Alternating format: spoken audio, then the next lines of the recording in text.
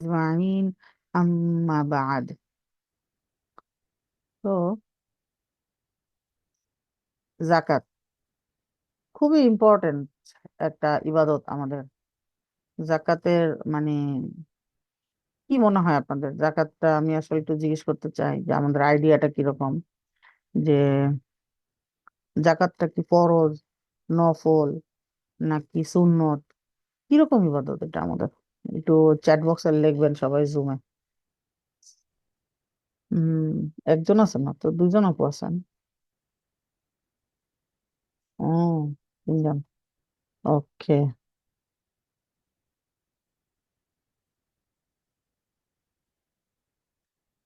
হ্যাঁ, এই তো আলহামদুলিল্লাহ। হ্যাঁ, ফরজ আর ওয়াজিব আসলে একই, মানে লেভেল একই আর কি। এটা মানে খুব একটা তারতম্য নাই। তারপরে তাহলে যেহেতু এটা ফরজ, সো আমাদের কি এটা খুবই স্ট্রিক্টলি এটাকে হ্যান্ডেল করতে হবে, তাই না? স্ট্রিক্টলি হ্যান্ডেল করতে হবে, এটা সম্পর্কে জানতে হবে। আর মানার জন্য আল্লাহ সুবহানাহু ওয়া তাআলার কাছে সাহায্য চাইতে হবে, যে আল্লাহ যেন আমাদের উপরে রহমত বর্ষণ করেন এবং আমরা যেন এটা সুন্দর করে পালন করতে পারি। এখন জাকাতটা হচ্ছে কোন লেভেলের ফরজ? মানে ফরজেরও অবশ্যই লেভেল আছে।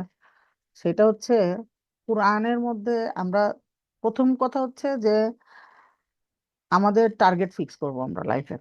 আমাদের হচ্ছে যে টার্গেটটা কি? আমাদের এক নম্বর টার্গেট হচ্ছে, কিছু মানুষের টার্গেট থাকে এরকম, আচ্ছা আমি মুসলমান, আমি দুনিয়াতে আসছি, আমি দুনিয়াতে ভোগ বিলাস করে মরে যাব। কোথায় আমার টার্গেট, কোথায় যাচ্ছি কিছু জানি না, কিছু জানতে চাইও না, আমি চাই শুধু দুনিয়াতে আমরা চলবো, মরে যাব। এটা হচ্ছে ওয়ান কাইন্ড অফ মুসলিম। হ্যাঁ, আর কিছু মুসলিম আছে যারা হচ্ছে যে জানার চেষ্টা করতেছে। কেউ আছে জানার চেষ্টাই করে না, যে কি হচ্ছে না হচ্ছে আমার জানার দরকার নেই, আমি যেমন চলতেছে এমনই চলবে, মানুষের দেখে দেখে একটু একটু ইসলাম শিখবো, শিখে সেটুকুই অ্যাপ্লাই করে চলে যাবো পৃথিবী থেকে। আর কিছু মুসলিম আছেন যারা হচ্ছেন কি জানার চেষ্টা করতেছেন, এবং তারা হচ্ছে কি প্রতিনিয়ত নিজেদেরকে আপগ্রেড করার চেষ্টা করতেছেন। আমাদের এই ক্লাসটার টার্গেট অডিয়েন্স কিন্তু তারাই, যে যারা জানার চেষ্টা করতেছে। হ্যাঁ, এখন জানার চেষ্টার সাথে সাথে কি চলে আসে? শুধু জানলে হবে না, জানার সাথে সাথে আমাকে অ্যাপ্লাই করতে হবে। তো অ্যাপ্লিকেশন ছাড়া জানার কোনো ভ্যালু নাই। আবার আপনি না জেনে আন্দাজি মান্দাজি অ্যাপ্লাই করবেন, সেটারও কোনো ভ্যালু নাই। সো আপনাকে প্রথমে কি করতে হবে? প্রথমে জানতে হবে, তারপরে হচ্ছে সহি আহ, মানে সোর্স সহ জানতে হবে। আন্দাজি মান্দাজি জানলে হবে না। যেমন আমরা এখন অনেকে আমরা কি করি, আমরা বলি যে আমাদের বাবারা এরকম, আমাদের বাপ দাদারা এরকম করে আসছে, আমরা এরকম করব। না, এটা তো আমার জানার বেসিস না। আমার জানার বেসিস হচ্ছে কি? আমার জানার বেসিস হচ্ছে কোরআন এবং সুন্নাহ, সহি হাদিস এবং কোরআন। কোরআন এবং সহি হাদিসে যেগুলো আসবে, আমরা সেগুলোকে সামিআনা ওয়া আতাআনা, শুনলাম এবং মেনে নিলাম।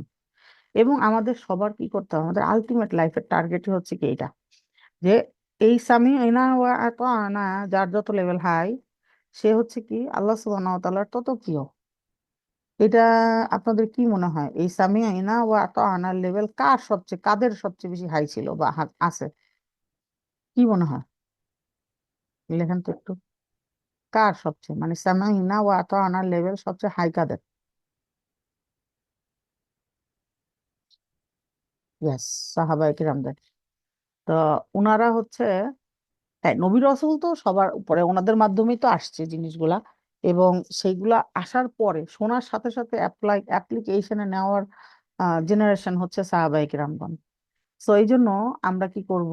আমরা হচ্ছে ফলো করব কাদেরকে? আমরা ফলো করব হচ্ছে কোরআন, তারপরে ফলো করব হচ্ছে সুন্নাহ হাদিস, ইত্তিবায়ে রাসূল, মানে হচ্ছে নবী সাল্লাল্লাহু আলাইহি ওয়াসাল্লামের অনুকরণ। তারপরে ফলো করব কি সাহাবায়ে কেরামগণ কিভাবে এগুলা মানছেন, কি করছেন, কিভাবে এই যে এই হুকুম আহকাম গুলার রিপ্লাই দিছেন। আর পরে তাবেই, তাবে এইটুকু পর্যন্ত হচ্ছে আমাদের, আমরা হচ্ছে এদের ফলোয়ার। ঠিক আছে, আমরা এদের পর্যন্ত ফলো করব। এখন ঘটনা হচ্ছে যে কুরআন মজিদে 82 জায়গায় জাকাতকে নামাজের সাথে মানে প্যারালালি বলা হয়েছে। যেমন মনে করেন সূরা বাকারার 43 নম্বর আয়াতে বলা হয়েছে যে আর তোমরা নামাজ কায়েম করো, জাকাত প্রদান করো এবং রুকুকারীদের সাথে রুকু করো।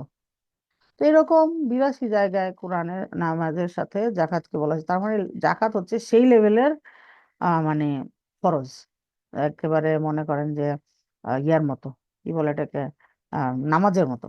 তো নামাজ কিরকম ফরজ? নামাজ হচ্ছে ইন্ডিভিজুয়ালের উপরে ফরজ। ইন্ডিভিজুয়াল মানে কি, যে আমার নামাজ আমাকে হিসাব দিতে হবে, আপনার নামাজ আপনাকে হিসাব দিতে হবে, আমাদের প্রত্যেকটা মানুষের নামাজের হিসাব আমাদের প্রত্যেকটা মানুষকে দিতে হবে। ফরজ নামাজের কথা বলতেছি, হ্যাঁ।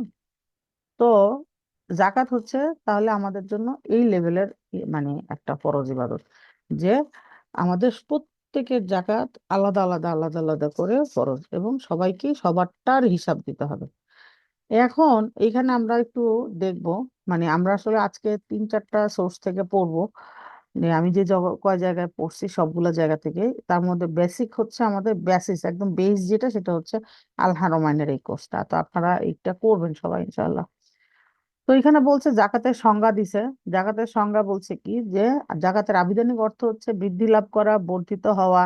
যেমন আমরা এটার মানে রুট লেটার কি, রুট লেটার হচ্ছে জা, কাফ। হ্যাঁ, যা কাফ, উম, মানে জাক্কা। তাহলে হচ্ছে মান তাজাক্কা। এখানে বলছে কদ আফলাহা মান জাক্কাহা, মানে হচ্ছে তারা আত্মাকে পরিশুদ্ধ করেছে, যারা সফল কাম, সে ব্যক্তি সফল কাম যে নিজের আত্মাকে পরিশুদ্ধ করেছে। মানে এখানে জাক্কাহা, জাক্কা শব্দটার অর্থ হচ্ছে কি, পরিশুদ্ধ করা এখানে। তারপরে বলছে যে শরীয়তের পরিভাষায় এটা হচ্ছে ইন জেনারেল, তারপরে শরীয়তের পরিভাষায় কি বলছে, যে জাকাত হচ্ছে নির্দিষ্ট পরিমাণ, মানে নির্দিষ্ট পরিমাণ সম্পদের মধ্যে নির্দিষ্ট ব্যক্তিদের জন্য নির্দিষ্ট সময়ে বের করা। খুব ইম্পর্টেন্ট দেখেন, নির্দিষ্ট সম্পদের মধ্যে নির্দিষ্ট ব্যক্তিদের জন্য নির্দিষ্ট সময়ে বের করার জিনিস। জাকাত হচ্ছে ওই ওয়াজিব অংশ। তার মানে কি, জাকাতের সাথে কানেক্টেড কি কি, টাইম, তারপর হচ্ছে আপনার হচ্ছে যে যে সম্পদ, আর হচ্ছে কি যাদেরকে দিবেন তারা। এখন বলছে জাকাতের মাধ্যমে বান্দার অন্তরকে পরিশুদ্ধ করা হয় এবং সম্পদকে পবিত্র করা হয়। আল্লাহ বলেন, তুমি তাদের সম্পদের জাকাত গ্রহণ করো যাতে তারা তা থেকে পরিশুদ্ধ ও বিশুদ্ধ, তা দ্বারা পবিত্র এবং পরিশুদ্ধ করা হয়, যা দ্বারা, যাতে করে তাদেরকে তা দ্বারা পবিত্র ও পরিশুদ্ধ করা হয়। সূরা তওবার 103 নম্বর আয়াত। জাকাতের বিধান কি? জাকাত হচ্ছে একটা অন্যতম ফরজ ইবাদত, ইসলামের 5টা স্তম্ভের মধ্যে একটা। জাকাত বলছে সুন্নাহ এবং ইজমা এগুলো দ্বারাও জাকাতকে কি করা হয়েছে, ওয়াজিব করা হয়েছে, অবশ্য করণীয়। তাহলে কোরআন থেকে দলিল আমরা যেটা একটু আগে বললাম, সূরা বাকারার 43 নম্বর আয়া, তোমরা নামাজ কায়েম করো এবং জাকাত আদায় করো। আর হাদিস থেকে দলিল বলছে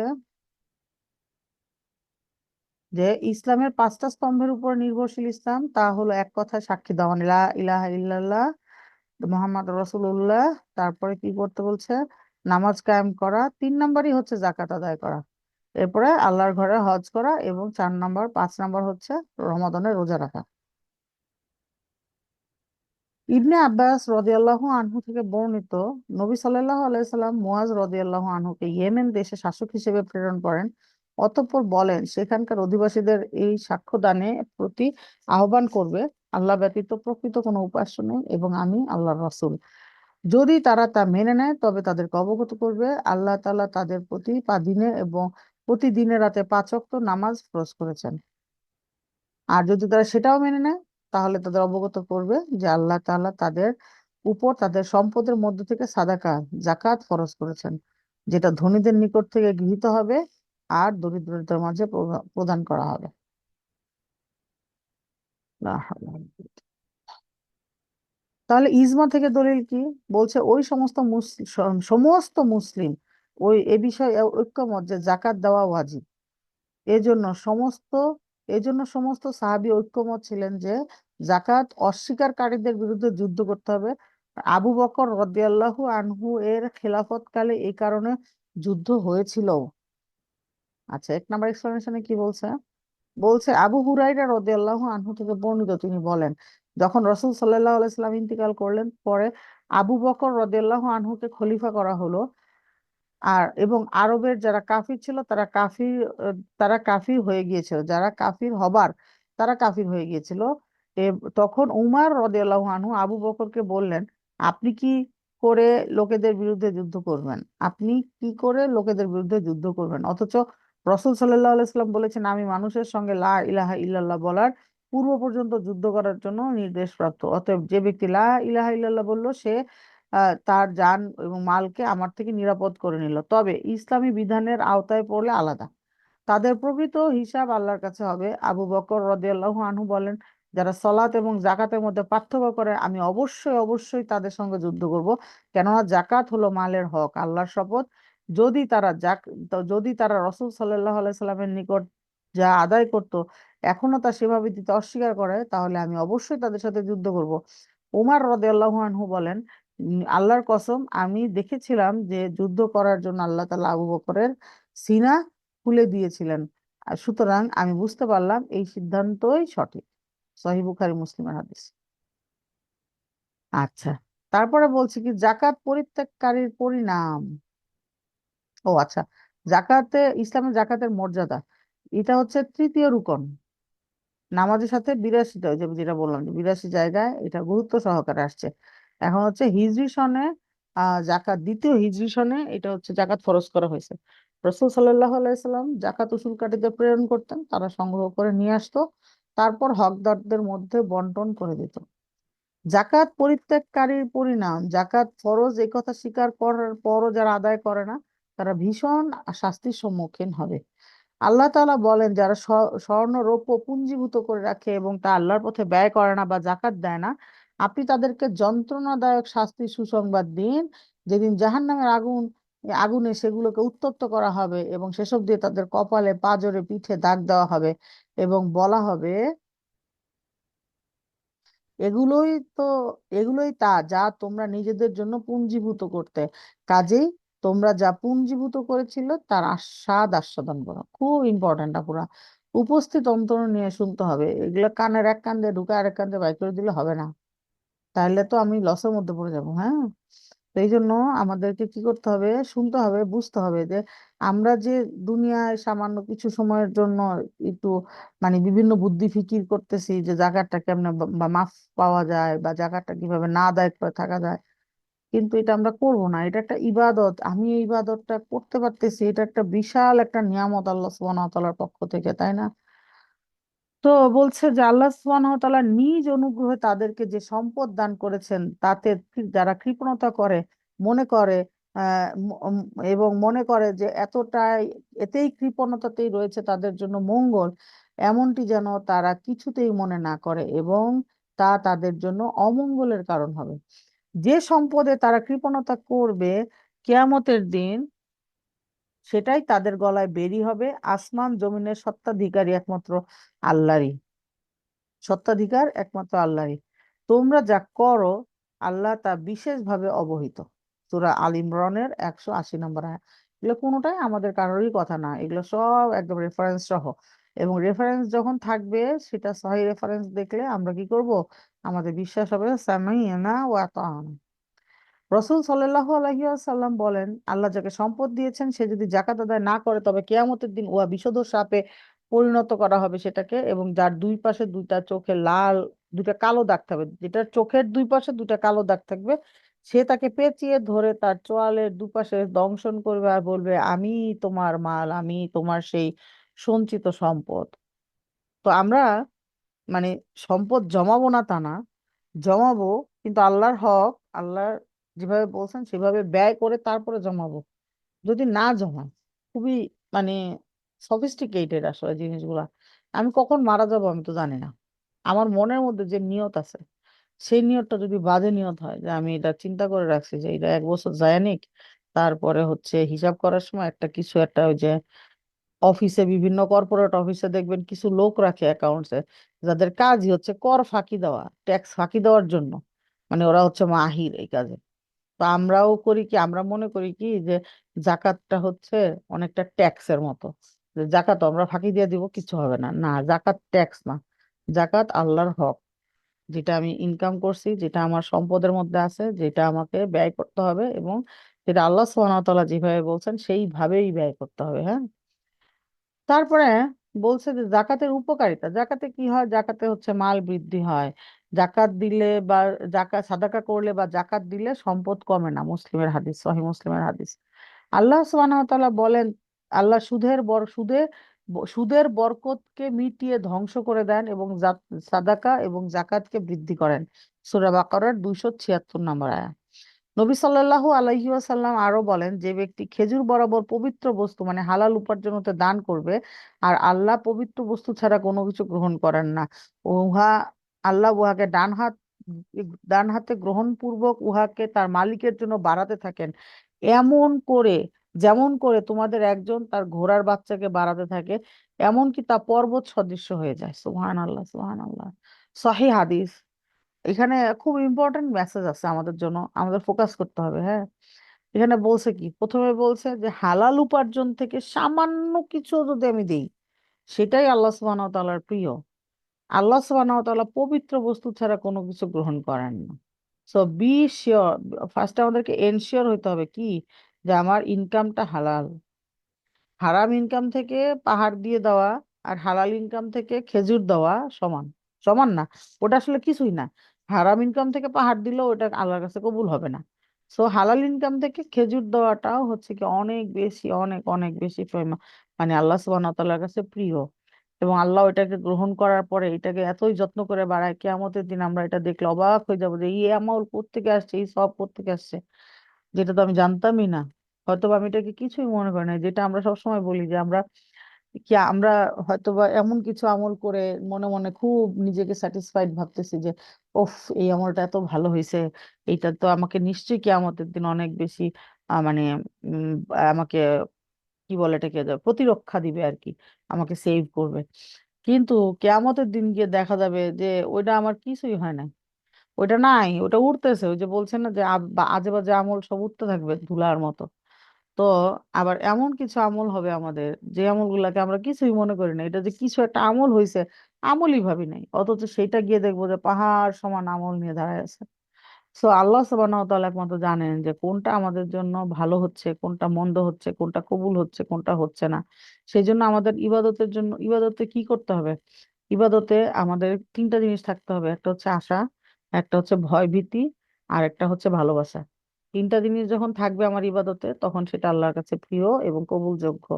যে আমাকে ভয় থাকতে হবে যে এটা আমার কবুল নাও হইতে পারে, আমার আশা থাকতে হবে যে হ্যাঁ এটা কবুল হবে, আল্লাহ আমাকে মাফ করবেন। 3 নম্বর হচ্ছে ভালোবাসা, আল্লাহকে ভালোবেসে ইত্তিবা রসুলের মাধ্যমে, মানে নবী সাল্লাল্লাহু আলাইহি সাল্লামের অনুসরণের মাধ্যমে আমরা হচ্ছে সেই ইবাদত গুলা করবো। তো এখানে বলছে জাকাত একটা সুদৃঢ় আর স্বরূপ হয়ে যায়। জাকাত সম্পদকে বিভিন্ন বিধ্বংসী বালা মুসিবত হতে রক্ষা করে। জাকাত আদায়কারী নিজেকে অমঙ্গল থেকে রক্ষা এবং তার সম্পদ ও কল্যাণ থেকে বেঁচে থাকে। জাবির রাদিয়াল্লাহু আনহু থেকে বর্ণিত, তিনি বলেন, এক লোক বলল, হে আল্লাহর রসূল, সেই লোক সম্পর্কে আপনি কি মনে করেন যে নিজের সম্পদের জাকাত আদায় করে দেয়? তখন রসূল সাল্লাল্লাহু আলাইহি ওয়াসাল্লাম বললেন, যে ব্যক্তি নিজ সম্পদের জাকাত আদায় করবে, সে তার সম্পদের অকল্যাণ দূর হয়ে যাবে। হাকিমের বর্ণনা এসেছে যে জাকাত আদায়কারী তার থেকে অকল্যাণ দূর হয়ে যাবে। জাকাত আদায়কারীকে কৃপণতার ক্লাস কয়টায় শেষ হবে? না আপু, নামাজ পড়ে আসেন, আমি নামাজ পড়ে আসছি, এই জন্য বলছি যে নামাজ পড়ে আসেন, নামাজের টাইম পাওয়া যাবে না, আমি একদম মাগরিব পর্যন্ত ইনশাল্লাহ কন্টিনিউ করবো, কারণ এত বড় একটা মানে একটা চ্যাপ্টার এটা, আসলে আমি বুঝতেছি না যে আমি কোন স্পিডে গেলে এটা শেষ করতে পারবো বা আপনাদের বোধগম্য হবে। পড়ে আসেন, সমস্যা নেই। জাকাত আদায়কারীকে কৃপণতার মন্দ গুণ ও গুনাহ থেকে পুত পবিত্র করে তোলে, তার অন্তর থেকে সম্পদের প্রতি লোভ লালসা মিটিয়ে দেয়। কারণ কি, লোভ লালসা কখন মিটাবে? যখন যে জাকাত আদায় করবে, তার লোভ লালসা থাকলে সে আদায় করতে পারবে? কোনোদিনও না। সম্পদের প্রতি ভালোবাসা, সম্পদের প্রতি মায়া যদি আল্লাহ সুবহানাহু ওয়া তাআলার মায়া ভালোবাসার চেয়ে বেশি হয়, সে তো কোনোদিনও জাকাত দিতে পারবে না, তাই না? রসূল সাল্লাল্লাহু আলাইহি সাল্লাম বলেন, দান সাদাকায় গুনাহসমূহ মিটিয়ে দেয়, যেভাবে পানি পানি আগুনকে নিভিয়ে দেয়। ইসলামী সমাজকে বিপর্যয় থেকে রক্ষা করে এবং চারিত্রিক বিভিন্ন অপরাধের অবসান ঘটায় এই জাকাত। গরিবের ভ্রাতৃত্ব সম্প্রীতি এবং ভালোবাসা স্থাপনের ক্ষেত্রে জাকাতের সুপ্রভাব রয়েছে। জাকাত ধনী ব্যক্তির জন্য একটি পরীক্ষাও বটে, কেননা তাকে নিজের প্রিয় সম্পদ থেকে কিছু অংশ আল্লাহর নৈকট্যের জন্য বের করতে হয়। তো জাকাত ফরজ হওয়ার হচ্ছে কি 5টা শর্ত আছে। বললেই তো আর আমাদের জাকাত ফরজ হয়ে যায় না। জাকাত ফরজ হওয়ার 5টা শর্তের মধ্যে একটা হচ্ছে কি ইসলাম, মানে কি মুসলিম হইতে হবে। কাফির যে সে যত বড় লোকই হোক তার তো আর কোনো জাকাত নাই, হ্যাঁ। তারপর হচ্ছে স্বাধীন হওয়া, মানে কি ক্রীতদাসের কোনো জাকাত নাই। যে হচ্ছে অন্যের মানে আন্ডারে আন্ডারে মানে আমাদের মতো না, যেগুলো হচ্ছে আগের দিনে যেরকম কি কোনো স্বাধীনতা ছিল না, ক্রীতদাস তাদের উপর জাকাত খরচ ছিল না। নিসাব সম্পদের মালিক হওয়া, দিস ইজ সো কনফিউজিং একটা টার্ম, যেগুলো আমরা খুবই কনফিউজ থাকি এবং বিভিন্ন ধরনের ও বুদ্ধি বাই করার চেষ্টা করি যে নিসাবটার থেকে কেমনে বাঁচা যায়। এখন আপনি চাইলেই আসলে নিসাবের মধ্যে ঢুকতেও পারবেন না, হ্যাঁ। তো এই জন্য আমরা একটা হিসাব দেখছি, এটা হচ্ছে তাজবিদ মেডিজিতে আমি যখন এই জাকাতের ক্লাসটা করছি সেখানে দেখছি, সেখানে তো নাইস করে বুঝাইছে। আমার মনে হয়েছিল যে হ্যাঁ আমার কাছে এটা এখন কনসেপ্টটা ক্লিয়ার। আপনারাও দেখেন, বলছে যে নিসাব হিসাব করার হচ্ছে 2টা ওয়ে, একটা হচ্ছে গোল্ড, একটা হচ্ছে সিলভার। শাইখরা বেশিরভাগ উলামা বলছেন সিলভার নিতে, কারণ কি গোল্ডের এখন যেই দাম, তো আপনার উপরে জাকাত ফরজ হইতে হইতে তো মনে করেন যে আপনি কত টাকা যে হইতে হবে আপনার, সেটা আমরা দেখব। আর সিলভার হইলে আপনার কিছু টাকা হইলে আপনি এই ইবাদতটা করতে পারতেছেন। জাকাতকে আমরা যদি লোড দেখি, লোড হিসেবে দেখি যে ওরে আল্লাহ, জাকাতটা যদি আমি বলি আমার উপরে ফরজ, তাইলেই তো আমার এতগুলি টাকা মানুষকে দিয়ে দিতে হবে, তাইলে আপনি কোনোদিনই জাকাত দিতে পারবেন না। আপনি হচ্ছে খালি ফাঁকফুকরি খুঁজবেন যে কিভাবে এখান থেকে বাঁচা যায়। আর আপনি যদি এটাকে ইবাদত মনে করেন যে আলহামদুলিল্লাহ আল্লাহ আমাকে একটা ইবাদত করার তৌফিক দান করছেন, সেই ক্ষেত্রে আপনি চাইবেন কত তাড়াতাড়ি, কত আর্লিয়েস্ট টাইমে আপনি জাকাত আপনার উপর ফরজ করতে পারেন এবং কত আর্লিয়েস্ট টাইমে আপনার উপর জাকাত ফরজ হয়, তাই না?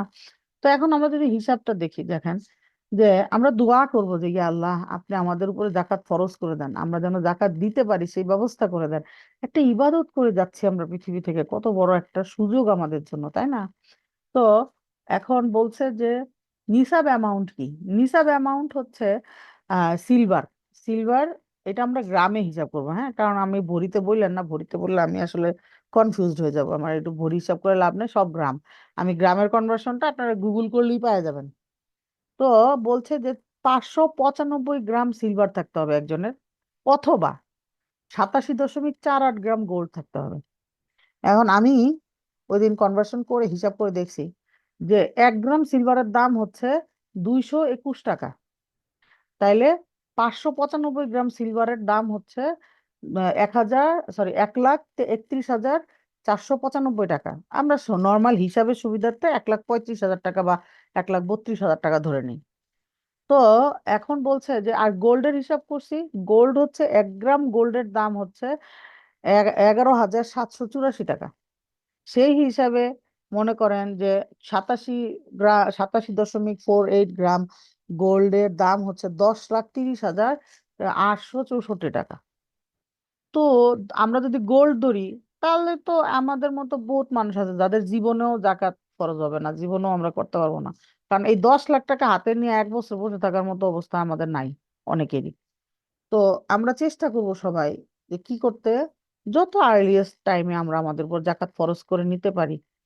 তাইলে আমরা কি করব, আমরা সিলভার ধরবো। এটা হচ্ছে উলামাগণ রিকমেন্ড করছেন, যেন আমাদের বেটারমেন্টের জন্য, যে আমরা যেন আল্লাহর সাথে আরো কানেক্টেড হইতে পারি। আল্লাহ আমাদের উপর একটা মালের একটা ইবাদত ফরজ করছেন, সেটা যেন আমরা আদায় করতে পারি। সেটা থেকে বেঁচে থাকা আমাদের টার্গেট না, কারণ আল্লাহ সুবহানাহু ওয়া তাআলা আমাদের সবার অন্তরের খবর জানেন, তাই না? তো এখন বলছে যে এরকম যদি হয় যে নিসাব অ্যামাউন্ট আপনি হিসাব করবেন, প্রতি মাসে হিসাব করবেন, লাইক আজকে আপনি, আজকে হচ্ছে নভেম্বরের 23 তারিখ, আপনি আজকে এটা জানলেন, আজকে রাতেই বসে আপনি হিসাব করবেন যে আমার অ্যামাউন্ট, আমার সম্পদ কতটুকু, আমার আমার অধিকারে আছে কতটুকু। অধিকার বলতে কি, অধিকার বলতে হচ্ছে আপনি সেটা খরচ করবেন, কেউ আপনাকে কোশ্চেন করবেন, কেউ আপনাকে বলবে না যে এইটা এইভাবে খরচ করতে পারবে না, এটা আমার, এটা আমার কাছে, মানে নিঃশর্ত ভাবে আপনার কাছে কতটুকু মাল আছে কি আছে এটা। যে টাকা থাকলে টাকা, গোল্ড থাকলে গোল্ড। বলা হয়েছে যে প্রথমে আমরা নিসাব হিসাব করার জন্য বলি, পরে আমরা ইখতিলাফি বিষয়গুলো আমরা পরে দেখবো, হ্যাঁ। তো এখানে ফার্স্টে আজকে যদি মনে করেন সাপোজ আমাদের কাছে যে আহ গোল্ড, আমরা সিলভার হিসাব করতেছি যে আজকে কত তারিখ, নভেম্বরের 11 তারিখ, বা আমরা নর্মাল হিসাবের জন্য জানুয়ারি থেকে যদি একটা ডেট নিই, যেমন কারণ 4 জানুয়ারি 2022 সাল আমি হিসাব করছি। হিসাব করে দেখলাম যে আমার কাছে কি আছে, 1,32,000 টাকা আছে। তার মানে কি হলো, আমি হচ্ছে আমার উপরে জাকাত অ্যাক্টিভেটেড হয়ে গেল। এরপর আমি প্রতি মাসেই হিসাব করব একবার করে, প্রতি মাসেই একবার করে হিসাব করব, যে আমি 22 ফেব্রুয়ারির মানে ফেব্রুয়ারিতে গিয়ে দেখবো, 22 সালের ফেব্রুয়ারিতে দেখবো যে আমার কি 1,32,000 আছে, দুই দিকে আছে, ওকে। মার্চ, এপ্রিল, মে, জুন, জুলাই আছে, আলহামদুলিল্লাহ। এখন অগাস্ট মাসে গিয়ে কি হইলো, আমার 1,32,000 থেকে টাকা থেকে কমে 1 লাখ টাকা হয়ে গেল। তার মানে কি হয়ে গেল, আমি এতদিন যেটা ভাবতেছিলাম যে আমার উপর জাকাত ফরজ, এটা ক্যান্সেল হয়ে গেল। ক্যান্সেল হয়ে গিয়ে আমি, মনে করেন যে সেপ্টেম্বর, অক্টোবর, নভেম্বর, 22 সালে আছে কিন্তু আমরা, হ্যাঁ, 22 সালে সেপ্টেম্বর, অক্টোবর, নভেম্বরে আমার কাছে কি 1 লাখ টাকাই আছে, আমার কাছে টাকা বাড়তেছে না। তাইলে আমার জাকাত কিন্তু নাই ওই সময়টায়। এরপরে বলছে যে ডিসেম্বরে গিয়ে, ডিসেম্বরের 4 তারিখে গিয়ে আমি দেখলাম 22 সালেই যে আমার কাছে 1,40,000 টাকা হয়ে গেল। তার মানে কি হলো, আমার উপর আবার জাকাত কি হলো, অ্যাক্টিভেটেড হয়ে গেল। এখন কি আমি কি 2022 সালের জাকাত দিব? না, কারণ 2022 সালে আমার উপর জাকাত ফরজ না, কারণ সারা বছর আমি টাকা মেনটেন করতে পারি নাই। তাহলে কি করব, আমি ডিসেম্বর থেকে আবার নতুন করে ক্যালকুলেট শুরু করব। আবার 23 সালের জানুয়ারি, 23 সালের ফেব্রুয়ারি, 23 সালের মার্চ, এরকম দেখে যাব যে আমার কাছে কি 1,32,000 টাকা আছে কিনা মিনিমাম। ঠিক আছে, মিনিমাম 32,000, 1,32,000 আছে কিনা, এর নিচে নামে কিনা, এর নিচে যদি নেমে যায় আবার জাকাত ক্যান্সেল হয়ে যাবে। ক্যান্সেল হয়ে যেই মুহূর্তে আমার আবার 1,32,000-এর উপর উঠলো, সেখান থেকে আবার আমার জাকাত ক্যালকুলেশন শুরু হবে। হ্যাঁ, তাহলে এরকম করে করে আমি মনে করেন যে 2022 সালের ডিসেম্বরে দেখতে পাইলাম যে আমার কাছে 1,40,000 টাকা হয়েছে, তার মানে আমি নিসাব পরিমাণ আছে আমার কাছে। তাহলে এটা আমার মেনটেন করতে হবে কি 2023 সাল পুরাটা। 23 সাল পুরাটা করে আমি কি করব, 2023 সালের ডিসেম্বরে গিয়ে আমার 1 বছর পুরা হলো, এবং এই পুরো 1 বছরের মধ্যে আমি এটা মেনটেন করছি, আমার নিসাব পরিমাণ অ্যামাউন্ট আমার ছিল, আমার এটা কমে নাই কোনোবারই। তাইলে আমি কি করব, 2023 সালে আমার যত সম্পদ আছে পুরাটা আমি হিসাব করব। এমন হইতে পারে যে আমার কাছে এই 1,32,000 টাকাই আছে, আবার এমন হইতে পারে যে গত 1 বছরে আমার কাছে অনেক টাকা, মনে করেন 10-20 লাখ টাকার মতো অ্যামাউন্টের হয় মাল অথবা সম্পদ জমে গেছে। সেক্ষেত্রে আমি টোটালটাকে হিসাব করে সেখান থেকে আমরা কি করব, জাকাত বের করব। কতটুকু বের করব, 2.5%, খুবই কম, খুবই কম। 1,000 টাকায় 25 টাকা, কিছুই না। 1,000 টাকায় 25 টাকা বিকাশ চার্জ। তো 1,000 টাকায় 25 টাকা কিছুই না, 1 বছরের জন্য হিসাব করেন। একটা বছরের জন্য 1,000 টাকায় 25 টাকা। সো আমরা এরকম করে হিসাব করে বের করব যে আমার কত টাকা জাকাত হয়েছে, তারপরে আমি সেটা দিব। তার মানে কি হচ্ছে, আমার খুব ইম্পর্টেন্ট কি, যে জাকাতটা আমার উপরে ফরজ হওয়া। তো ফরজ হওয়ার হিসাবটা আমরা আগে করব, করার পরে কোন কোন মানে জিনিসপত্র, কতগুলা জিনিসের উপরে আমাকে অ্যাক্টিভেটেড হইলো জাকাত, সেইটা আমরা হিসাব করব। আমরা এখন আপাতত হিসাব করতেছি কি বেসিক, যে আমার কখন আমার উপর জাকাত ফরজ হয়েছে, এটুকু বুঝছি আমরা পুরা। একটু লেখেন তো দেখি, আছেন না সবাই? দুপুরে খেয়ে দিয়ে রেস্টে চলে গেছেন?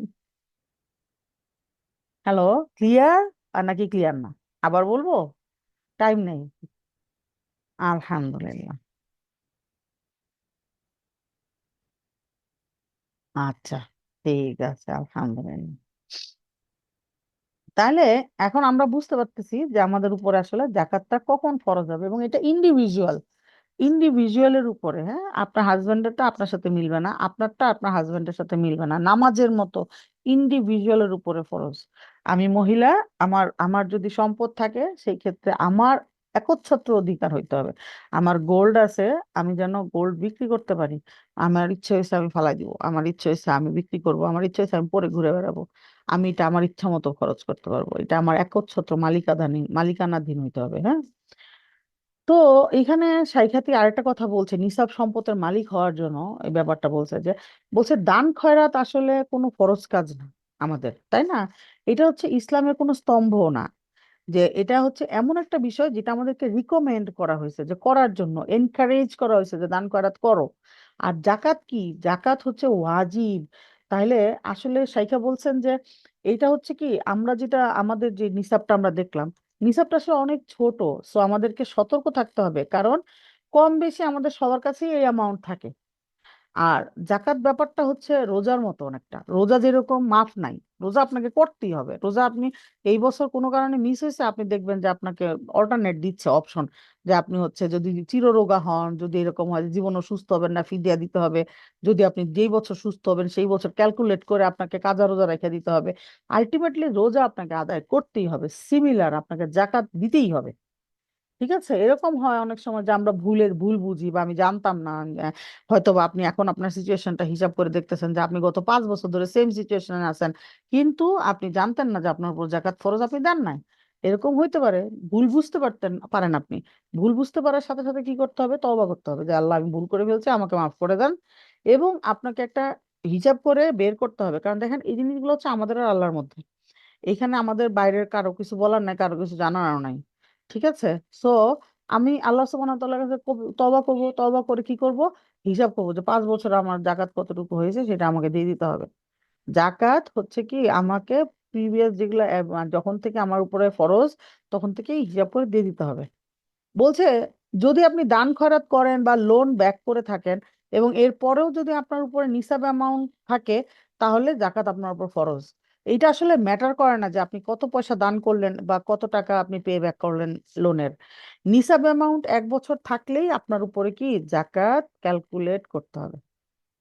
বলছে সম্পদের পূর্ণ মালিকানা থাকা এবং সম্পত্তি স্থিতিশীল থাকা, দেখেন খুব ইম্পর্ট্যান্ট এই কথাটাই আমি এতক্ষণ বাংলায় মানে ওই শাইখার কথায় বলছি। দেখেন,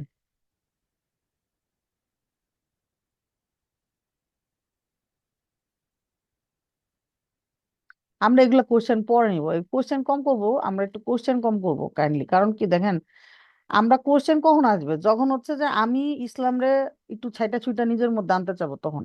আর আমি যখন ইসলামের মধ্যে যাব তখন আমার কোনো কোশ্চেন নাই। আমারে বলছে, আমি শুনছি, আমি দেখছি যে এটা কোরআনে বলছে, আমি দেখছি এটা হাদিসে আছে, আমার আর কোনো কোশ্চেন নাই, আমি যেমনে পারি সামনে যাব। আপনি মাটির ব্যাংক ভাঙেন, প্রতি বছর ভাঙেন, কয়েক বছর পরে ভাঙার দরকার কি? বুঝছেন? আমাদেরকে ডেসপারেট হইতে হবে আল্লাহর ইবাদতের জন্য, কোনো উসিলা বা কোনো কিছু আমরা এটার মধ্যে আনবো না। আমাদের হচ্ছে কি যে আল্লাহর ইবাদত করব, আমার যা করা দরকার আমি সব করব। এটা হচ্ছে আমাদের টার্গেট হবে ইনশাল্লাহ, হ্যাঁ। তারপরে কি বলছে যে তা প্রয়োজনীয় খরচ যা ছাড়া মানুষ চলতে পারে না, যেমন খাদ্য, পোশাক, বাসস্থান, এগুলো অতিরিক্ত হইতে হবে। যেমন তার তার হইতে হবে সে যা করতে চায় স্বাধীনভাবে করতে পারবে। এটা খুব ইম্পর্ট্যান্ট একটা টপিক কিন্তু দেখেন, সম্পদের পূর্ণ মালিকানা থাকা এবং সম্পত্তি স্থিতিশীল থাকা। এখন এরকম হয় না অনেক সময় যে হাজবেন্ড আপনাকে গিফট করছে বলে, মুখে বলে যে তোমাকে আমি এই নেকলেস সেটটা গিফট করলাম, কিন্তু আপনার এটার উপর কোনো অধিকার নাই। ইয়ারব, এ মাকসুদা খাতুন আপু ক্যামেরা অন হয়ে গেছে, ক্যামেরা অফ করেন। আমি তো ক্যামেরা অফ করে দিয়েছিলাম সবার, বুঝলাম না তো এটা কেমন অন হয়ে গেল। ওকে, ইয়ারব, আমি কই পাবো আপুরে, পাইছি। ওকে, তাহলে এখানে বলছে যে তার মানে পূর্ণ মালিকানাধীন থাকতে হবে, যে আমাকে দিয়েছে, আমার মন চাইছে আমি বিক্রি করে দিছি, সে কিছু বলবে না। তাইলে এটা হচ্ছে কি পূর্ণ মালিকানাধীন। আবার সেটা আমার কাছে থাকতে হবে, এমন না যে সে আমাকে দিল আমি 6 মাস পরে বিক্রি করে দিলাম, তাহলে তো আর এটা জাকাত হলো না, তাই না? তো এই জন্য আবার বা 6 মাস পরে সে আমার কাছ থেকে নিয়ে গেল গা, সেটাও আমার আমার জাকাত হলো না। এইরকম আর কি, যদি আমাদের কি করতে হবে, পূর্ণ মালিকানা থাকতে হবে এবং সম্পদটা স্থিতিশীল থাকতে হবে। এবং সেটা প্রয়োজনীয় খরচ ছাড়া, যেটা খাদ্য, বস্ত্র, বাসস্থান এগুলা ছাড়া, এগুলার অতিরিক্ত হবে। যেমন তার হইতে হবে সে যা করতে চায় তাই স্বাধীনভাবে করতে পারবে, এবং 1 বছর পূর্ণ হইতে হবে বলছে। নিসাব পরিমাণ সম্পত্তি মালিকের কাছে পূর্ণ 1 বছর তথা 12 মাস চন্দ্র মাস হিসেবে থাকা। নবী সাল্লাল্লাহু আলাইহি সাল্লাম বলেছেন সম্পদের বছর পূর্ণ না হলে জাকাত নাই। না, এটা পেইড কোর্স না, এটা একেবারেই ফ্রি কোর্স। তারপরে বলছে কি যে এখন এই শর্তগুলা চতুষ্পদ জন্তু, স্বর্ণ, রৌপ্য, ব্যবসায়িক পণ্যের ক্ষেত্রে জমিনে উৎপাদিত ফসলের জন্য 1 বছর যাওয়া শর্ত না, এবং খনিজ সম্পদের জন্য না, কেননা এগুলোতে যখন পাবে তখনই করবে। সম্পদ হচ্ছে মানে ফসল যেটা, সেটা ঝাড়াই মারাইয়ের পরে যা থাকবে সেখান থেকে অ্যামাউন্ট দেওয়া আছে, সেই অ্যামাউন্ট দিয়ে দিবে। আর খনিজ সম্পদ যেটা পাবে সেখানেও অ্যামাউন্ট দেওয়া আছে, সেটা দিয়ে দিবে। তো জাকাতের প্রকারভেদ, জাকাত দুই ধরনের, একটা হচ্ছে ধন সম্পদের জাকাত, একটা হচ্ছে শরীরের জাকাত। শরীরের জাকাত হচ্ছে ফিতরা, যেটা আমরা রমাদানের শেষে দিই। আর ধন সম্পদের জাকাত তো আমরা নর্মালি যেটা জাকাত বলি আর কি। নিসাব আর জাকাতের মধ্যে পার্থক্য কি? নিসাব হচ্ছে যেই অ্যামাউন্ট হইলে আমার জাকাত ওয়াজিব হয়। আর জাকাত হচ্ছে আমার পুরা হোল সম্পদের উপর থেকে আমি যেই অ্যামাউন্টটা বাই করে দান করি সেটা। তাইলে বলছে যে যে সমস্ত সম্পদে জাকাত ফরজ সেগুলো চার প্রকার। কি কি? চতুষ্পদ জন্তু বা চারণভূমিতে নিজেই চরে খায় এরকম, জমিন থেকে প্রাপ্ত সম্পদ, স্বর্ণরৌপ্য ও নগদ অর্থ, ব্যবসায়িক পণ্য। বলছে উল্লেখিত সম্পদগুলোতে জাকাত ওয়াজিব হবে না যে পর্যন্ত তাতে বিশেষ শর্ত পাওয়া না যাবে। অচিরেই সেগুলো বর্ণনায় আসবে। মানে কি বলছে যে যে কোনটাতে কখন ফরজ হয় সেগুলো আমরা দেখবো আস্তে আস্তে। আচ্ছা, চতুষ্পদ জন্তু, তারপরে হচ্ছে ফসল, এগুলো আমরা পরে দেখবো। এগুলো পিডিএফ দেওয়া আছে গ্রুপে, আপনারা পড়ে নিন। আমাদের ইম্পর্টেন্ট যেটা, যেখানে আমাদের মাথাটা খারাপ হয়, সেটা হচ্ছে স্বর্ণরৌপ্য এবং নগদ অর্থের জাকাত। এইটা আমরা পড়বো এখানে, হ্যাঁ। আমরা রমাদান গ্রুপে দরকার পড়লে এটা আমরা ডিটেলস আমরা পরে আবার পড়বো। কিন্তু এটা যেহেতু একটা ছোট একটা ওয়ার্কশপ, এখানে আমরা এত ডিটেলসে গেলে পরে আমি আরো অন্যান্য কথা বলতে পারবো না। বলছে স্বর্ণরৌপ্যের জাকাত ওয়াজিব হওয়ার দলিল, যারা স্বর্ণ রৌপ্য পুঞ্জীভূত করে রাখে এবং তারা আল্লাহর পথে ব্যয় করে না, তাদেরকে আপনি যন্ত্রণাদায়ক শাস্তির এক সুসংবাদ দিন। সে যেদিন ওইগুলোকে জাহান্নামের আগুনে উত্তপ্ত করে উহা দ্বারা তাদের কপাল, পাজরে ও পৃষ্ঠদেশে দাগ লাগানো হবে, আর বলা হবে, এটাই হচ্ছে সেই সম্পদ যা তোমরা নিজেদের জন্য সঞ্চিত করে রেখেছিলে, সুতরাং এখন নিজেদের সঞ্চয়ের স্বাদ গ্রহণ করো। খুব ইম্পর্টেন্ট সূরা আত-তাওবা, হ্যাঁ। আর হাদিস থেকে বলছে কি, স্বর্ণরৌপ্যের মালিক যদি তার হক অর্থাৎ জাকাত আদায় না করে, তাহলে কিয়ামতের দিবসে প্রশস্ত করত জাহান্নামের আগুনে গরম করা হবে, তারপর উহা দ্বারা তা পার্শ্বদেশ, কপালে, পিঠে দাগানো হবে। যখন ঠান্ডা হয়ে যাবে তখন আবার সেইভাবে গরম করে শাস্তি দেওয়া হবে। এমন দীর্ঘ হবে সেই দিন যেটা 50,000 বছরের সমান। এইভাবে তার শাস্তি হতে থাকবে যতক্ষণ পর্যন্ত বান্দাদের মধ্যে ফয়সালা না করা হবে। তো স্বর্ণের হিসাবটা কিরকম হবে বলছে, দেখেন। বলছে 20 মিসকাল, মানে ফিকাহবিদদের মতে এর ওজন হলো জবের 72টা দানা। এক মিসকাল হচ্ছে 4.25 গ্রাম, সুতরাং 20 মিসকালে 85 গ্রাম হয়, অথবা বাংলা ওজনে 7.5 ভরি হয়। রূপার নিসাব কি? রূপার নিসাব হচ্ছে 5 উকিয়া বা 140 মিসকাল, মানে হচ্ছে কি 595 গ্রাম অথবা 52 ভরি। বলছে যে 5 উকিয়ার কমে জাকাত নেই, মানে কি 52 ভরির নিচে রূপা হইলে জাকাত নেই। জাকাত দেওয়ার জন্য স্বর্ণ এবং রৌপ্যের আলাদাভাবে হিসাব রাখতে হবে। স্বর্ণের সাথে রৌপ্যের হিসাব যোগ করা যাবে না, কিন্তু ব্যবসায়িক পণ্যের ক্ষেত্রে স্বর্ণ রূপার সাথে নিসাবের মিলাইতে হবে। বলছে টাকার জাকাত কি? বর্তমান কাগজের মুদ্রা বা টাকার জাকাতের স্বর্ণের নিসাব বা রৌপ্যের মূল্যের উপর নির্ভরশীল। সুতরাং কারো যদি এই দুই বস্তুর মানে স্বর্ণ রৌপ্য কোনো একটা নিসাব পর্যন্ত পৌঁছায়, তাতে জাকাত দেওয়া ওয়াজিব। যদি কারো নিকট স্বর্ণ, রৌপ্য, টাকা থাকে, তাহলে এগুলোর সর্বমোট মূল্য নিসাব পরিমাণ হয়, তাতেও জাকাত দেওয়া ওয়াজিব। আর যদি ওইসব মূল্য নিসাবের নিম্নে হয় আর তা অন্য মালের সাথে মিলানো সম্ভব না হয়, তাহলে যেমন ব্যবসায়ের পণ্যে, তাতে কোনো জাকাত নেই। তবে তা ব্যবসার জন্য রাখা হইলে সে কথা ভিন্ন, মানে ওই সময় মূল্যে জাকাত দিতে হবে। বলছে স্বর্ণ, রৌপ্য ও টাকায় যে পরিমাণ জাকাত দেওয়া ওয়াজিব, 40 ভাগের 1 ভাগ, মানে 2.5%। বলছে স্বর্ণ রৌপ্যে 40 ভাগের 1 ভাগ জাকাত রয়েছে। স্বর্ণের মধ্যে মিসকল, অর্ধ মিসকল এবং রৌপ্যের ক্ষেত্রে 5 দিরহাম। যদি স্বর্ণ, রৌপ্য ভেজাল এবং খাদ মিশ্রিত হয় তবে তাতে জাকাত নেই, যতক্ষণ পর্যন্ত তার সংশোধনকৃত অংশ নিসাব পরিমাণ না হয়। এখন শুনেন, মানে ব্যাপারটা হচ্ছে, আমরা যদি চাই যে আমরা আমরা হচ্ছে যে জাকাত ইয়া করব না, জাকাতের ইবাদত করব না, সেটা অন্য জিনিস। তাদেরকে আমি কিছু বলার নাই তাদেরকে আমার। তারা আল্লাহ সুবহানাহু ওয়া তাআলার প্রতি ভয় রেখে তারা যা করবে সেটা তাদের জন্য, তাদের উপরে যাবে কিয়ামতের দিন। এখানে আমি যে কথাগুলো বলতেছি সেটা হচ্ছে তাদের জন্য যারা চায় এই ইবাদতটা করতে। তো কাইন্ডলি সবাই খুব মানে কেয়ারফুলি শুনবেন যে আমরা চাই ইবাদতটা করতে। সো আমি আমি ধরেই নিচ্ছি একদম মিনিমাম লেভেলে আমি থাকবো, কিন্তু আমি জাকাত দিব। সেটা হচ্ছে কি, যে আমি রূপার, সিলভারের হিসাব করব। এখন মনে করেন যে দিতে চায় না, সে বলবে আমি স্বর্ণেরটা হলে দিব।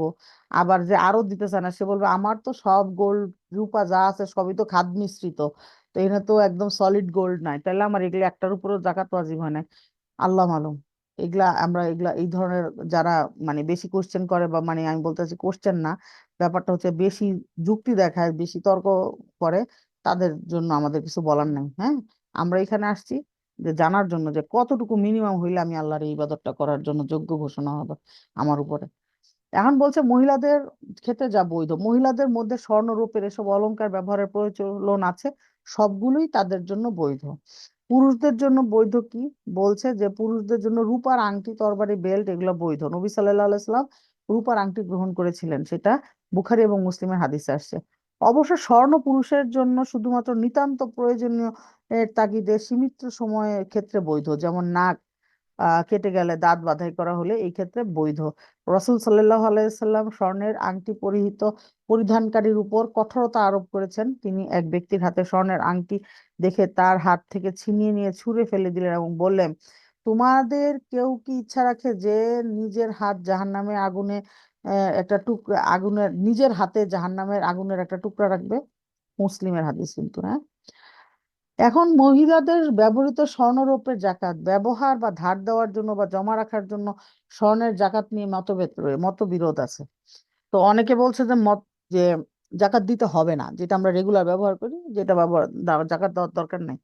আবার বলছে যে যে এটা হচ্ছে জমহুর মানে অধিকাংশ উলামারা বলছে যে যেটা ইউজ করি আমরা। শুনতে পাচ্ছেন না? কেউই শুনতে পাচ্ছেন না? হ্যালো, আসসালামু আলাইকুম। ওকে। হ্যালো, উত্তর দেন আপুরা। হ্যাঁ, শোনা যাচ্ছে, আলহামদুলিল্লাহ, ঠিক আছে। তারপরে কি বলছে যে সাহাবীদের একটা জামাত থেকে বর্ণিত হচ্ছে কি, তাদের অন্যতম হচ্ছে আনাস রাদিয়াল্লাহু আনহু, জাবির, ইবনু উমার, আয়েশা রাদিয়াল্লাহু আনহা এবং আসমা রাদিয়াল্লাহু আনহা রাদিয়াল্লাহুম আজমাইন। মালিকি, শাফি, হাম্বলি মাযহাব সহ অধিকাংশ আলেমের মত হচ্ছে কি, ব্যবহৃত স্বর্ণরূপে জাকাত নেই। তারা বলেন এগুলো ফরজ, এগুলো জাকাত ফরজ হওয়ার পক্ষে সহি কোনো দলিল নাই এগুলার। ইবনে মাসউদের স্ত্রী জয়নাব রাদিয়াল্লাহু আনহু থেকে বর্ণিত, তিনি বলেন, নারীদের উদ্দেশ্যে রাসূল সাল্লাল্লাহু আলাইহি সাল্লাম বলেন, হে নারী জাতি, তোমাদের অলংকার থেকে হলেও তোমরা সদাকা করো। অলংকারে যদি জাকাতের আবশ্যকতা থাকতো তবে নবী সাল্লাল্লাহু আলাইহি সাল্লাম সাদাকার কথা না বলে সরাসরি জাকাতের কথাই বলতেন। তাছাড়া জাকাত ফরজ করা হয়েছে এমন সম্পদে যা উত্তর উত্তর বৃদ্ধি পায়, কিন্তু অলংকার বৃদ্ধিশীল কোনো সম্পদ নয়, সুতরাং এতে জাকাত নেই। এখন বলছে জাকাত দিতে হবে। বিদ্বানদের মধ্যে অনেকেই স্বর্ণরূপ এক্ষেত্রে সাধারণভাবে জাকাত ওয়াজিব মন্তব্য করেছেন। সাহাবীদের মধ্যে জাকাত ওয়াজিব যারা বলছেন তাদের মধ্যে উমর বিন খাত্তাব, ইবনে আব্বাস, ইবনে মাসউদ, আব্দুল্লাহ বিন আমর রাদিয়াল্লাহু আনহু আছেন। তাই তাবিঈদের মধ্যে সাঈদ বিন মুসাইয়িব, ত তারপরে হচ্ছে সাঈদ বিন জুবাইর এবং ইবনে সিরিন। ইমামদের মধ্যে আবু হানিফা, ইমাম শাফি, ইমাম হাম্বলির একটি মত অনুযায়ী বর্তমান আলেমদের মধ্যে শায়খ বিন বাজ, ইবনু উসাইমিন অন্যতম। তারা কি বলছে? জাকাত দিতে হবে। তাইলে দলিল কি? স্বর্ণরৌপ্য জাকাত ফরজ হওয়ার যে দলিলগুলো আছে তা সঞ্চিত স্বর্ণরৌপ্যের ক্ষেত্রে যেমন প্রযোজ্য, অলংকারের ক্ষেত্রে প্রযোজ্য। তারপরে বলছে কেননা অলংকার তো সোনা অথবা রূপা, সুতরাং তার জাকাত দিতে হবে। ইয়েমেনি মহিলা একজন তার দুই কন্যার রাসূলুল্লাহ সাল্লাল্লাহু আলাইহি ওয়াসাল্লামের নিকট আসলো। তাদের হাতে স্বর্ণের দুইটা মোটা চুড়ি ছিল। রাসূল সাল্লাল্লাহু আলাইহি ওয়াসাল্লাম জিজ্ঞেস করলেন, তুমি কি এগুলোর জাকাত আদায় করো? সে বলল, না। রাসূলুল্লাহ সাল্লাল্লাহু আলাইহি ওয়াসাল্লাম বললেন, তুমি কি এটা পছন্দ করো যে আল্লাহ তাআলা কিয়ামতের দিন এই দুইটি চুড়ির পরিবর্তে তোমাকে দুইটা আগুনের চুড়ি পরাবেন? রাবী বলেন, তখন সে চুড়ি দুটি খুলে রাসূল সাল্লাল্লাহু আলাইহি ওয়াসাল্লামকে দিয়ে দিল এবং বলল যে এই দুটি আল্লাহ ও তার রাসূল এর জন্য দান করে দিলাম। এই হাদিসটি ইমাম হাসান আলবানী হাসান বললেও তার পূর্বে অনেক মুহাদ্দিস তা জয়ীফ বলেছেন। তিরমিজি, তারপরে হচ্ছে নাসাই, ইবনে হিব্বান, বাইহাকি, ইবনে হাজম, ইবনে কাসির প্রমুখ একে জয়ীফ বলেছেন। তাছাড়া জাকাত প্রদানের সময় এই মত গ্রহণ করলে জিম্মা মুক্ত হওয়া যাবে, তাই অধিক সতর্কতা অবলম্বন করা যাবে, অফুরন্ত সওয়াবের মালিক হওয়া যাবে। তার মানে কি, আমরা হচ্ছে গায়ে যে জাকাত গোল্ড আছে এগুলোর জাকাত দিব ইনশাআল্লাহ। বলছে যে মাসালা কি, মাসালা বলছে যদি গয়না ভাড়া দেওয়া হয় তা থেকে খরচ করা বা ব্যবহার না করে গচ্ছিত রাখা ইত্যাদির জন্য নির্ধারণ হয়, তাহলে অবশ্যই গয়না মানে জাকাত আছে। এখন মনে করেন আমাদের তো গোল্ড আর 1-2 ভরি থাকে না, 20-30 ভরি থাকে। আমরা কি 20-30 ভরি পরে পরে ঘুরে বেড়াই? তা তো আর না।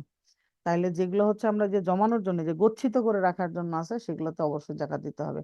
তারপরে বলছে গোল্ডের যদি কেউ গোল্ডের গিফট দেয় বা গোল্ডের মনে করেন ভান্ডি বাতিল ইউজ করে, পরে মনে করেন যে ছাদ টাদ এর মধ্যে মানে বিভিন্ন ঝামেলা টামেলা, মানে মানুষের তো টাকা পয়সা থাকলে গোল্ডের টয়লেটও বানায়, তাই না? ইয়াতে সৌদিতে না কোথায় না দেখছিলাম না মাঝখানে একবার, যে গোল্ডের টয়লেট বানাইছে। তো তো আলটিমেটলি এরকম যদি হয় সবগুলোরই জাকাত দিতে হবে, হ্যাঁ। এরপর বলছে হীরা মণি মুক্তা ইয়াকুত এসব পাথর যদি কেউ ব্যবহার করে পাথরের কোনো জাকাত নেই, তবে এগুলা যদি কেউ ব্যবসা করে যে কিনবে কিনে বিক্রি করবে তাহলে হচ্ছে কি জাকাত দিতে হবে। আচ্ছা, ব্যবসায়ী সামগ্রীতে জাকাত এটাও আমরা এখন পড়বো না, কারণ হচ্ছে যে এটা তো আমাদের মোস্ট অফ আমাদের আর কি তেমন কোনো ইন্টারেস্ট নাই। আমরা হচ্ছে চলে যাব হচ্ছে কারে কারে জাকাত দিতে পারবো এইখানে। কারণ এইটা এখন আমাদের জন্য চরম, মানে আমরা যে কোনোভাবেই মানে বলে যে মানছেই না, মানে মানতেই চাই না যে এটা যে আমরা বুয়ারে দিতে পারবো না, আমাদের বুয়াকেই দিতে হবে, নিজের আমল নষ্ট করতেই হবে। তো এটা আমরা একটু বুঝবো আজকে ইনশাআল্লাহ। তো এখানে বলছে জাকাত আদায় প্রসঙ্গে, বলছে অগ্রিম ও বিলম্বে জাকাত আদায় করার বিধান। অগ্রিম জাকাত প্রদান, নিসাব পরিমাণ সম্পদে 2 বছরের অগ্রিম জাকাত প্রদান করা জায়েজ আছে, কারণ নবী সাল্লাল্লাহু আলাইহি সাল্লাম আব্বাস রাদিয়াল্লাহু আনহু থেকে 2 বছরের জাকাত অগ্রিম নিয়েছিলেন। উলামাগণ বলেন 2 বছরের অধিক জাকাত অগ্রিম প্রদান করা যাবে না। বিলম্বে জাকাত প্রদান করা, জাকাত ওয়াজিব হওয়ার পরেও যদি তা আদায় করা সম্ভব হয় তবে বিলম্ব জায়েজ না। কেননা মানুষ জানে না কখন কি অবস্থার সৃষ্টি হয়, ফলে জাকাত আদায়ের পক্ষে বাধার সৃষ্টি হতে পারে, তাই না? তারপরে বলছে কি যে অথবা মৃত্যু এসে যাইতে পারে যখন, তখন হতে পারে তার মৃত্যুর পর জাকাতের বিষয়টা মানুষ গুরুত্ব দিবে না। এটা হয়, এটা স্বাভাবিক খুবই। কারণ কি যে এটা রমাদান গ্রুপে দেওয়া আছে আপু, রমাদান আমাদের টেলিগ্রামে যে রমাদান প্রিপারেশনের গ্রুপটা আছে সেটাতে দেওয়া আছে। আপু কেউ একজন একটু দিয়ে দেন না রমাদান গ্রুপের লিঙ্কটা। তারপরে বলছে কি যে আমরা নিজেরা থাকতেই নিজের সম্পদ নিজের ইচ্ছা মতো খরচ করতে পারি না, আর আমি মরে যাব তারপরে আমার ওয়ারিস যারা থাকবে তারা জাকাত আমার সম্পদ থেকে আমার হিসাবের আমার দেওয়ার জাকাত দিয়ে তারপরে হচ্ছে আমার সম্পদ তারা ভাগাভাগি করবে, এটা হইতেই পারে না। তো খুবই রেয়ার, খুবই রেয়ার, তাই না? আমরা কোশ্চেন পরে নিব কানিজ আপু, আমরা হচ্ছে রেকর্ডিং অফ করে তারপরে কোশ্চেন নিব ইনশাআল্লাহ। আর আপনার ইম্পর্টেন্ট কোনো কিছু যদি একদম রিলেটেড হয় তাহলে আপনি লিখতে পারেন, আমি চেষ্টা করবো উত্তর দিতে। আমি যদিও উত্তর দেওয়ার কোনো মানে অথরিটি নাই আমার, আমি খালি পড়তেছি, হ্যাঁ। তবে জাকাতের হকদার এবং গ্রহণকারী বিলম্বে উপস্থিত হওয়া প্রভৃতি কারণে অল্প কিছুদিন দেরি করা যেতে পারে, তো 1 বছরের জাকাত আরেক বছর দিব না আর কি। এক্ষেত্রে শায়ুক ইবনে উসাইমিন একটা সুন্দর পরামর্শ দিয়েছেন, বলছে জাকাতের নামে একটা তহবিল গঠন করে অ্যাকাউন্ট খোলা, সেখানে জমা করে রাখা, তাহলে আর সেটা অপব্যবহারের সুযোগ থাকবে না। কতিপয় মাসালা, সৎ নিয়তের সাথে মানুষকে দেখানোর ইচ্ছা অন্তরে না রেখে জাকাত আদায় করা ওয়াজিব। সৎ সমস্ত কর্ম নিয়তের উপর নির্ভরশীল। রিয়াকারিতার মাধ্যমে আমলের সওয়াব ধ্বংস হয়ে যায় এবং তা শিরকে পরিণত হয়। অনুরূপভাবে গ্রহণকারীকে খোটা দেওয়া, কষ্ট দেওয়ার মাধ্যমে জাকাতের হিসাব নষ্ট হয়ে যায়। হ্যাঁ, জাকাত সবাই মনে করে রমাদানে দিতে হবে, রমাদানে না, আমি এই জন্যই রমাদানের মাস লিখি নাই বা বলি নাই। আমি যখন জাকাতের এক্সপ্লেনেশন দিছি তখন আমি জানুয়ারি বলছি আর কি। এখন আমি তো আমার 12 মাস আরবির মুখস্থ নাই আর কি, থাকলে আমি আরবি মাস দিয়ে বলতাম। তার মানে যে কোনো মাস থেকে শুরু করবো, মানে আজকে থেকে শুরু করেন আপনারা, আজকে জানছেন, আজকে রাত্রে বসেন, আজকে রাত্রে বসে হিসাব করেন, লিখেন খাতার মধ্যে আজকে আরবি কোন মাস, লিখে ডেট দিয়ে রাখেন। তারপর প্রতি মাসে আপনি এই ডেটে মনে করেন চেক করবেন যে আপনার কাছে টাকা কি সেই সেম পরিমাণ আছে না কমে গেছে, নিসাব পরিমাণ আছে না কমে গেছে, এটা চেক করতে চেক করতে আপনি 1 বছর যাবেন। গিয়ে মনে করেন আবার আগামী বছর আজকের দিনে আপনি কি করবেন, যে দেখবেন এখন আপনার কাছে একেবারে সেম জাকাতের নিসাব পরিমাণ অ্যামাউন্ট আছে, সো জাকাত আপনার উপর অ্যাক্টিভেটেড হয়ে গেল। সেই সময় আপনি বসে কি করবেন, সাথে সাথে আপনার যা যা আছে আপনার আন্ডারে আপনার অধীনে সেই জিনিসগুলোর হিসাব করবেন, টোটাল টাকা পয়সা সম্পদ, তারপরে মনে করেন যে এটার নাম কি, গয়না গাটি, সব কিছু হিসাব করে টোটাল সম্পদের অ্যামাউন্ট বের করে, মনে করেন হয়তো হইতে পারে 10 লাখ 20 লাখ টাকা, সেটা থেকে 2.5% যোগ করে মানে হিসাব করে বাই করে দিয়ে দিবেন। এখন কেমনে দিব কারে দিব এটা আমরা সামনে ইনশাল্লাহ গল্প করবো, আল্লাহ সহজ করে দেন। আল্লাহুম্মা লা সাহলা ইল্লা মা জাআলতাহু সাহলা ওয়া আনতা তাজআলুল হাজনা ইযা শি'তা সাহলা, আল্লাহ যেন শেষ করতে পারি। এরপরে বলছে হে মুমিনগণ, দানের কথা বলে বেরিয়ে এবং কষ্ট দিয়ে তোমরা ওই দানকে এবং ওই ব্যক্তির ন্যায় নিষ্ফল করো না যে লোক নিজের সম্পদ লোক দেখানোর জন্য ব্যয় করে থাকে এবং আল্লাহ ও আখিরাতে ঈমান রাখে না। এটা কোরআন বাকরাতে আসছে 164 নম্বর আয়াত, 264 নম্বর আয়াত। জাকাত আদায় করা একটা সৎ আমল ও ইবাদত।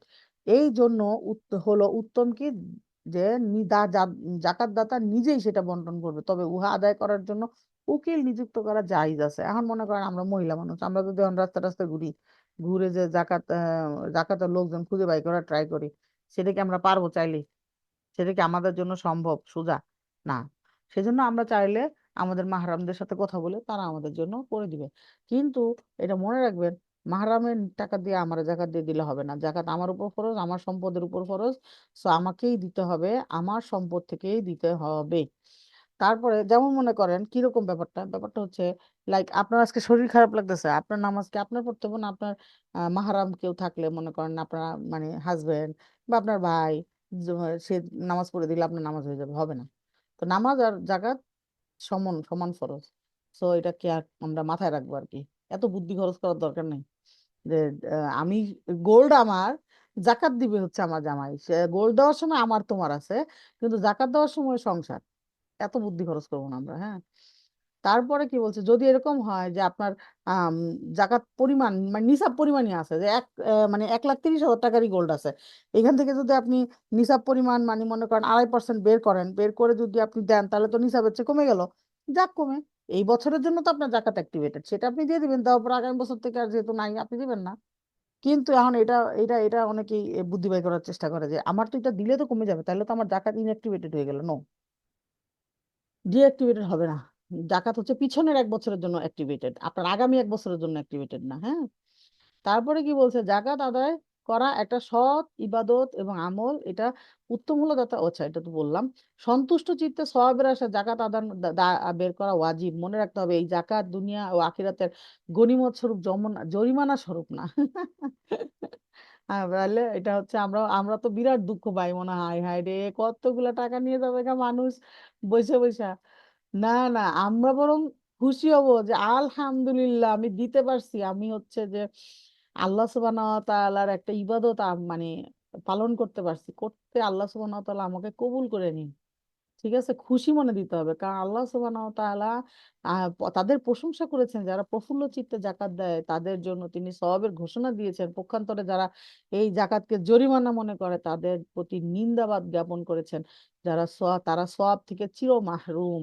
আল্লাহ সুবহানাহু ওয়া তাআলা বলেন, আরব বেদুইনদের মধ্যে যারা আল্লাহর পথে অর্থ ব্যয় করাকে জরিমানা মনে করে থাকে, তাদের জন্য দুসময়ের প্রতীক্ষা করে, তোমাদের জন্য দুঃসময় প্রতীক্ষা করে থাকে, তাদের জন্য রয়েছে নির্দারুণ দুঃসময়। বস্তুত আল্লাহ সর্বশ্রোতা সর্বজ্ঞাতা। আরব বেদুইনদের মধ্যে যারা আল্লাহ ও কিয়ামত দিবসের প্রতি ঈমান পোষণ করে থাকে এবং যা খরচ করে তাকে আল্লাহর নৈকট্য ও রসুলের সাল্লাল্লাহু আলাইহি সাল্লামের দুয়া লাভ করার অবলম্বন বলে মনে করে, মনে রাখবেন নিশ্চয় উহা তাদের জন্য আল্লাহর নিকট নৈকট্য লাভের অবলম্বন ও উপকরণ। অচিরেই আল্লাহ তাদেরকে স্বীয় রহমতে প্রবেশ করাবেন। নিশ্চয় আল্লাহ পরম ক্ষমাশীল, অতীব দয়ালু। আলহামদুলিল্লাহ, আলহামদুলিল্লাহ। আল্লাহুম্মা আজিরনি মিনান নার, আল্লাহুম্মা ইন্নী নাসআলুকাল জান্নাতাল ফিরদাউস। আমিন আমিন। বলছে যে যদি কোনো ব্যক্তি অভাবী হয়, জাকাত গ্রহণ করা এবং জাকাত গ্রহণ করা তার অভ্যাস, তবে তাকে এমনি জাকাত দিয়ে দিবে। আর তাকে বলার দরকার নাই যে সে এটা সম্পদের এটা যে এটা জাকাতের সম্পদ, তা যাতে করে সে কোনো অসুবিধা মনে না করে। তবে যদি জাকাত গ্রহণের অভ্যাস না থাকে, তবে তাকে সেই ক্ষেত্রে অবশ্যই বলে দিতে হবে যে সেটা জাকাতের সম্পদ। শহরের থেকে জাকাত সংগ্রহ করা হয়েছে, যে শহর থেকে সংগ্রহ করা হয়েছে সেই শহরে বন্টন করা উত্তম, কেননা নবী সাল্লাল্লাহু আলাইহি সাল্লাম মুয়াজ বিন জাবালকে ইয়েমেনে প্রেরণ করার সময় নির্দেশনা দিয়েছিলেন যে তাদের মধ্যে ধনীদের থেকে জাকাত নিয়ে তাদের দেশের ফকিরের মধ্যে বিতরণ করে দিবে। শহরে যদি জাকাত গ্রহণকারী অভাবী না থাকে, তাহলে নিকটতম শহরে বিতরণ করা যাবে। অন্য কোনো শারীরিক উদ্দেশ্যে, যেমন দেশে অভাবী আত্মীয় স্বজন আছে, ওই দেশের মানুষ বেশি অভাবী, এগুলি কারণেও অন্য দেশে স্থানান্তর করা যেতে পারে। মুসলিম শাসকের উপর আবশ্যক হলো জাকাত ওয়াজিবের সময় নিকটবর্তী হলে আহ প্রকাশ্য সম্পদ তথা চতুষ্পদ জন্তু ও শস্যের জাকাত আদায়ের জন্য সরকারি কর্মচারী প্রেরণ করবে, কারণ নবী সাল্লাল্লাহু আলাইহি সাল্লাম এবং খুলাফায়ে রাশিদিনের আমলে এটা দ্বারা সুপ্রমাণিত। তাছাড়া লোক না পাঠিয়ে তাদেরকে যদি এমনি ছেড়ে দেওয়া হয়, তাহলে তারা হয়তো জাকাত বের করতে পারবে না। এমন কিছু মানুষ আছে যারা জাকাতের বিধান সম্পর্কে কিছুই জানে না, জানলেও তার পদ্ধতি সম্পর্কে অজ্ঞ। এতে করে মানুষের বোঝা হালকা করা হবে, ওয়াজিব পালনে তাদেরকে মানে সহযোগিতা করা হবে। এখন ঘটনা হচ্ছে আপনারা কোশ্চেন গুলা না, আচ্ছা আমি ওই মানে এ, রমাদন গ্রুপে নাও না, আমাদের ভলেন্টিয়ার গ্রুপে না, আমি ওই যে নাসিল শাহরুখ স্যারের একটা মানে গ্রুপের লিঙ্ক দিয়েছিলাম, আপনারা কেউ একজন একটু দেন না, আপনারা এই গ্রুপটাতে অ্যাড হন, হয়ে নাসিল শাহরুখ স্যারের একটু জিজ্ঞেস করবেন, আপনারা ওনাকে মেইল করা যায়, হ্যাঁ, ওই গ্রুপে অ্যাড হয়ে ওনাকে এই কোশ্চেন গুলা করবেন, উনি দেখবেন খুব সুন্দর করে অ্যান্সার দিয়ে দিবেন। না খুশি মন আর দুঃখ মন নাই তো, এখন এই নর্মাল কথা বুঝেন আপু, সুলতানা রাজি আপু, যে আপনি, আপনার খুব শরীর খারাপ, আপনার জ্বর, আপনার একেবারে শক্তি নাই নামাজ পড়ার, এখন আপনার জামাই খুশি মনে আপনার নামাজ পড়ে দিতে পারবে? সুলতানা রাজি আপু অ্যান্সার দেন। খুশি মনে যদি সে আপনার নামাজ পড়ে দিতে পারবে, এটা কি ইয়ে আছে? না, জায়েজ আছে নাকি বলেন না। হ্যালো। হ্যাঁ, সো জাকাত তো সেম, আমরা তো সেটাই বলতেছি, এটাই পড়তেছি আমরা এতক্ষণ, যে জাকাত আর নামাজ হচ্ছে সিমিলার লেভেলের হচ্ছে ফরজ, ইন্ডিভিজুয়ালের উপরে। আমার হাজবেন্ডের জাকাত তার উপরে ফরজ, আমারও জাকাত আমার উপরে ফরজ। আমার যদি ওই রকম সম্পদ না থাকে, সম্পদ মানে গোল্ড, এখন মনে করেন আপনার কোনো টাকা পয়সা নাই, খালি গোল্ড আছে, তাহলে আপনার এই গোল্ডের থেকে গোল্ড বাইকের বিক্রি করে অ্যামাউন্ট পরিমাণ ধরে মনে করেন যে আপনার এতই গোল্ড আছে যে 30 ভরি 50 ভরি গোল্ড আছে, আমি জানি না, মানুষের অনেক বেশি থাকে, আমার বেশি নাই, আমার মানে আমার অবস্থা হচ্ছে ফকিরের মতো আর কি, যে আমাদের মানে ইয়েতে, আমাদের ময়মনসিংহ আমার বাড়ি, তো ময়মনসিংহে হচ্ছে যে একটা ব্রিজ বানাইছে শম্ভুগঞ্জের উপরে, তখন এক দুই ফকির আলাপ করতেছে, ফকির নিয়ে আর কি, বলতেছে যে ইস এই ব্রিজটা বানাইতে মনে হয় 5 মণ লোহা তো লাগছেই, মানে ও যে ফকির ওর চিন্তাও ওইটুকুই, যে 5 মণ লোহা দিয়ে ফ্রিজ বানায়, মানে ব্রিজ বানাই ফেলছে। তো আমার অবস্থা ওরকম আর কি, তা আমার 50-60 ভরির উপরে যায় না, মানুষের অনেক থাকে সেটা অন্য জিনিস। এখন আমার কথা হচ্ছে যদি আপনারা মনে করেন যে 100 ভরি আছে, সেই ক্ষেত্রে আপনার জাকাত কত আসবে? 2.5 ভরি। তো আপনার সেম 2.5 ভরি গোল্ড বিক্রি করে আপনি হচ্ছে যে দিয়ে দিবেন, এটা আপনাকেই দিতে হবে, আপনার টাকা না থাকলে। এখন যদি আপনার 2.5 ভরির পরিমাণ টাকা থাকে ক্যাশ, সেক্ষেত্রে আপনি টাকা থেকে দিবেন, কোনো সমস্যা নেই, বুঝছেন? মানে কিন্তু জিনিসটা আমাদের মালিকানাধীন হইতে হবে, আমাদের মালিকানাধীন জায়গা থেকেই দিতে হবে, হ্যাঁ। এরপরে জাকাত বন্টনের খাত, সো ইম্পর্টেন্ট, সো ইম্পর্টেন্ট। আমরা, হ্যাঁ, জাকাত বন্টনের খাত, এটা আমি আলাদা করে বাইক করে রাখছি যাতে আমার পেজ খুঁজতে না হয়, আমি নাহলে খুঁজতে খুঁজতে আমার মাথা খারাপ হয়ে যায়। ওকে, জাকাত বন্টনের খাত আমরা 15 মিনিটে শেষ করবো ইনশাল্লাহ, তারপরে হচ্ছে আবার এটাকে রিভিউ করব, কারণ একবার বললে কিছুই হবে না। বলছে যে জাকাত বন্টনের খাত একটা গুরুত্বপূর্ণ বিধান, এই খাত সম্পর্কে জ্ঞান থাকা। সো আমরা আজকের পরে ইনশাল্লাহ যেটা শুনবো সেটা মানার চেষ্টা করব, হ্যাঁ। জাকাত বন্টনের খাত সম্পর্কে জ্ঞানটা আমরা নিব, এবং এই বইটা আপনারা পড়বেন সবাই, আবার যদি আমার কথা কোনোটা যদি মানে ক্লিয়ার না লাগে। বলছে যে যাতে করে সেটা প্রকৃত হকদারদের হস্তগত হয়, প্রদানকারী দায়িত্ব মুক্ত হয়। আল্লাহ তাআলা পরিষ্কার বর্ণনা করেছেন শুধুমাত্র 8টি ক্ষেত্রে জাকাত বন্টন করা যাবে।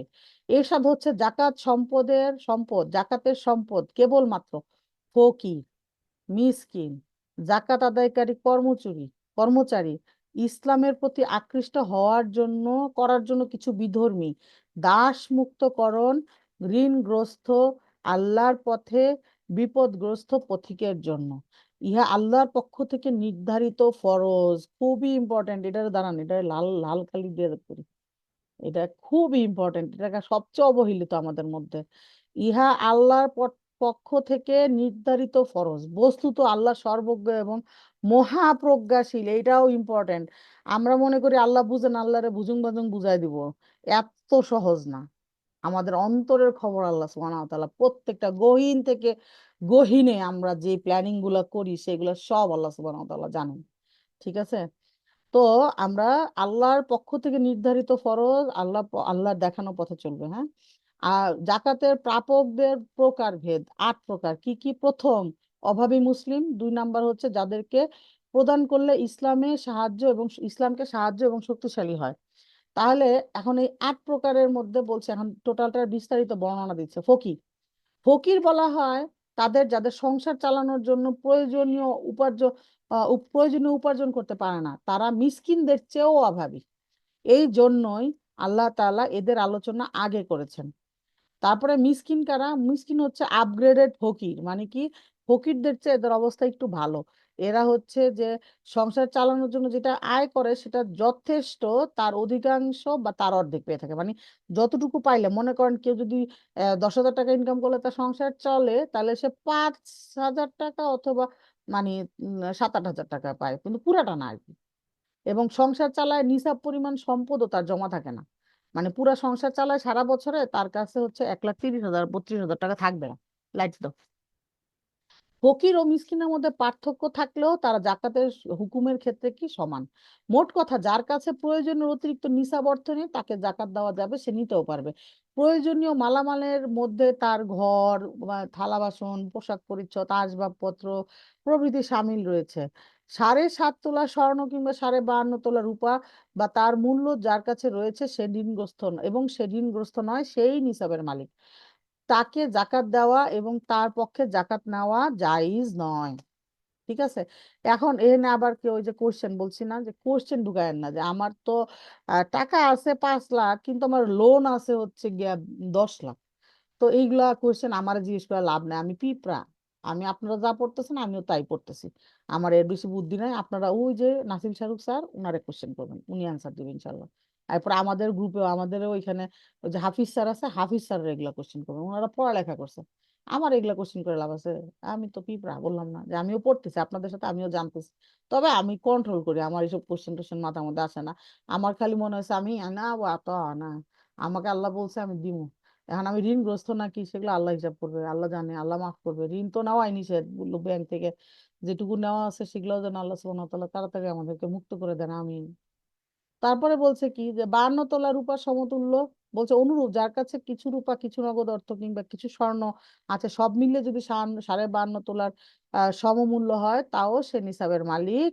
তাকেও জাকাত দেওয়া জায়েজ নয়, কারণ সে ধনী ব্যক্তি, আর ধনী ব্যক্তি জাকাত গ্রহণ জায়েজ নয়। রসুল্লাহ সাল্লাল্লাহু আলাইহি ওয়াসাল্লাম বলেছেন, যা সাদাকা গ্রহণ জায়েজ নয় ধনীর জন্য, অনুরূপ ভাবে শক্তিশালী উপার্জনক্ষম ব্যক্তির জন্য সাদাকা গ্রহণ করা জায়েজ নয়। হ্যাঁ, অন্য হাদিসে রসুল সাল্লাল্লাহু আলাইহি ওয়াসাল্লাম দুজন শক্তিশালী লোকেদের সাদাকার জন্য দাঁড়াতে দেখে বললেন, তুমি চাইলে আমি তোমাদের দেব, কিন্তু এতে ধনী ও শক্তিশালী উপার্জনক্ষমের কোনো হিস্সা নেই। এটা আবু দাউদের হাদিস।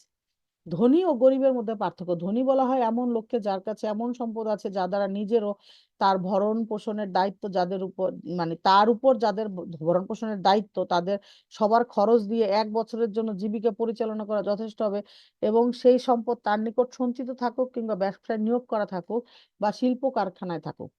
জাকাতে আয়োজিত জাকাত আদায়ে নিয়োজিত কর্মচারী যারা মুসলিম দেশের শাসকের নির্দেশক্রমে এবং তার পক্ষ থেকে নিয়োগপ্রাপ্তদের হয়ে ধনীদের নিকট গিয়ে ধন সম্পদ আদায়ের পরিমাণ নির্ধারণ পূর্বক জাকাত সংগ্রহ করে, তারপর তার রাষ্ট্রীয় কোষাগারে জমা দেয়, আবার ফকির মিসকিনদের মাঝে বন্টনের কাজও করে। অনুরূপ ভাবে তারাও ওই কর্মচারীদের অন্তর্ভুক্ত যারা লেখালেখি প্রভৃতি কাজ করে। এরা জাকাতের হকদার, যদিও এরা নিজেরা শক্তিশালী ও ধনী হয়। কিন্তু তারা কাজের বিনিময়ে, তারা তাদের কাজের বিনিময়ে সেখান থেকেই নিবে। অবশ্য যদি ইসলামী শাসক বাইতুল মাল থেকে তাদের জন্য বেতন নির্ধারণ করে, তবে সেটা ভিন্ন। সে সময় তাদের জাকাত থেকে কিছুই দেওয়া যাবে না। সো খুবই এগুলা হচ্ছে যে আমাদের, কবে আমাদের ড্রিম না, যে কবে আমাদের দেশে ইসলামী খিলাফত আসবে, তখন এগুলা সব অ্যাক্টিভেটেড হয়ে যাবে ইনশাল্লাহ, ইনশাল্লাহ। তখন আর আমাদের জাকাতও দিতে হবে না, আবার হচ্ছে ভ্যাট ট্যাক্সও দিতে হবে না, তাই না? দুইটাই দিচ্ছি আমরা এখন, কারণ কি আমাদের ইসলামিক শাসন ব্যবস্থা না। যখন ইসলামিক শাসন ব্যবস্থা হবে তখন হচ্ছে ভ্যাট ট্যাক্স, জাকাত দুইটা মিলে একটা হয়ে যাবে। তো বলছে যে এরকম আমি শুনছি আর কি, যে অনেকেই বলে আমি তো ভ্যাট ট্যাক্স দিই, আমি আবার জাকাত দিব কেন? জাকাত দিব কারণ আমার শাসন ব্যবস্থা ইসলামী না। আমার শাসন ব্যবস্থা ইসলামী হইলে তাহলে আমার ভ্যাট ট্যাক্স দিলেই, মানে জাকাত দিলেই ভ্যাট ট্যাক্স হয়ে যেত। সো এখন যেহেতু হচ্ছে না, সো আমাকে কি করতে হবে? আমাকে দুইটাই করতে হবে। এজ এ বাংলাদেশের বাসিন্দা আমি হচ্ছে কি দিচ্ছি? ভ্যাট ট্যাক্স দিচ্ছি। আমি মুসলিম, এই জন্য আমি কি দিচ্ছি? জাকাত দিচ্ছি। তো বলছে যে ইসলামের প্রতি যাদের অন্তরকে আকৃষ্ট করা হয়, কাফির এবং মুসলিম দুই ধরনের লোকের আকৃষ্টের কথা বলা হয়েছে। কাফিরদের জাকাত দেওয়া যাবে যদি তারা ইসলামে, আশা করা যায় যে ইসলামে মুসলিমদের পক্ষ তার অনিষ্ট প্রতিহত করা, মুসলিমদের থেকে তার অনিষ্ট প্রতিহত করা। অনুরূপভাবে ইসলামে আকৃষ্ট অমুসলিম বা নমুসলিম ব্যক্তির ইমানকে শক্তিশালী করা। শায়খ আবু বকর জাকারিয়া তার তাফসিরে লিখেছেন, এদের কিছু মুসলিম কিছু অমুসলিম। যে সকল মুসলিমের অন্তর আকৃষ্ট করার জন্য জাকাত দেওয়া যাবে, চরম অভাবগ্রস্ত ন মুসলিম, এদের চিত্তাকর্ষণের জন্য এই ধরনের ব্যবস্থা, এই জন্য নেওয়া নেওয়া হয়, যেন তারা ইসলামী বিশ্বাস তার পরিপক্ক হয়। হাদিসে এসেছে ধনীদের জন্য সাদাকার অর্থ হালাল নয়, তবে 5 ব্যক্তির জন্য হালাল। যে জিহাদের উদ্দেশ্যে বের হয়েছে সেখানে প্রয়োজনীয় অর্থ তার আহ নেই, এবং সে যদিও সে স্বদেশী ধনী। আবার বলছে দ্বিতীয়ত হচ্ছে সাদাকা আদায়ের কাজে নিয়োজিত ব্যক্তি। তৃতীয়ত সেই অর্থশালী ব্যক্তি যার মজুদ অর্থের তুলনায় ঋণ অধিক। তারপরে বলছে সেই যে ব্যক্তি মূল্য আদায় করে গরিব মিসকিনদের থেকে সাদাকা মালামাল গ্রহণ করে, তারপরে ক্রয় করে। তারপরে হচ্ছে গরিব, যাকে গরিব লোকেরা সাদাকা প্রাপ্ত মাল হাদিয়া স্বরূপ প্রদান করে। তো এরকম লোকজনের জন্য সাদাকা গ্রহণ করা হালাল না। খ, ধনী মুসলিমদের জন্য তাদের অন্তরে তখনও ইসলামের রঙে রঞ্জিত হয়নি। পরিপক্ক মুসলিম কিন্তু তাদের গোত্রকে জাকাত দ্বারা হেদায়েতের পথে আনা উদ্দেশ্য ছিল। অমুসলিমদের মধ্যে যাদেরকে জাকাত দেওয়া যাবে, যাদের শত্রুতা থেকে বাঁচার জন্য তাদেরকে পরিতুষ্ট রাখার প্রয়োজন ছিল, যারা ওয়াজ নসিহত করে কিংবা যুদ্ধ শক্তি প্রয়োগ করেও ইসলামের দ্বারা প্রভাবিত হচ্ছে না, বরং অভিজ্ঞতার আলোকে দেখা গেছে তারা দয়া, দান এবং সদ্ব্যবহারে ইসলামের প্রতি আকৃষ্ট হয়। রাসূল সাল্লাল্লাহু আলাইহি সাল্লামের সমগ্র জীবনে প্রচেষ্টা ছিল কুফরির অন্ধকার থেকে আল্লাহর বান্দাদের ইসলামের আলোয় নিয়ে আসা। তাই এ ধরনের লোকেদের প্রভাবিত করার জন্য যে কোনো বৈধ পন্থা অবলম্বন করতেন তিনি। এরা সবাই মুআল্লাফাতুল কুলুবের অন্তর্ভুক্ত। আলোচ্য আয়াতে এদেরকে সাদাকা চতুর্থ খাত রূপে অভিহিত করা হয়েছে। এরপরে কৃতদাস বলছে যে ওই সমস্ত ব্যক্তির উদ্দেশ্যে যে এ দ্বারা ওই সমস্ত ব্যক্তির উদ্দেশ্যে যারা মালিকের সাথে চুক্তিবদ্ধ তথা নিজেদেরকে নির্দিষ্ট অর্থের বিনিময়ে ক্রয় করেছে তাদের মালিকের নিকট থেকে, অথচ তারা সেই অর্থ পরিশোধ করতে পারছে না, জাকাত দিয়ে তাদেরকে মুক্ত করা যাবে। তারপরে বলছে কি যে এভাবে জাকাতের অর্থ দ্বারা মুসলিম যুদ্ধবন্দীদেরকে যে জেল থেকে মুক্ত করা জায়েজ আছে। যারা ঋণগ্রস্ত, তারা এমন ব্যক্তির উপর এত ঋণ আছে যে সে পরিশোধ করতে অক্ষম। তা বলছে ঋণগ্রস্ত ব্যক্তি হচ্ছে দুই ধরনের, একটা হচ্ছে ব্যক্তিগত কারণে ঋণগ্রস্ত, যে নিজেই ঋণ করছে, ঋণ করে সেটা আদায় করতে এখন অক্ষম হয়ে গেছে। এরকম লোককে আমরা বলছি যদি পাপ কাজের জন্য ঋণ করে থাকে, হচ্ছে যে এরকম লোককে ঋণ শোধ করে সে মানে শোধ করার ক্ষমতা হারায় ফেলছে, এরকম লোককে দেওয়া যাবে। কিন্তু যদি পাপ কাজ করে, পাপ কাজের জন্য ঋণ করে, যেমন মনে করেন কেউ মদ বা নাজায়েজ কোনো অনুষ্ঠান করার জন্য ঋণ করছে, তাইলে কিন্তু ওই ঋণগ্রস্তকে আমরা কি করতে পারবো না, জাকাত দিতে পারবো না। তার যাতে তার পাপ কাজে অপব্যয়ে কি হয়, অনর্থক উৎসাহ দান করা হয়।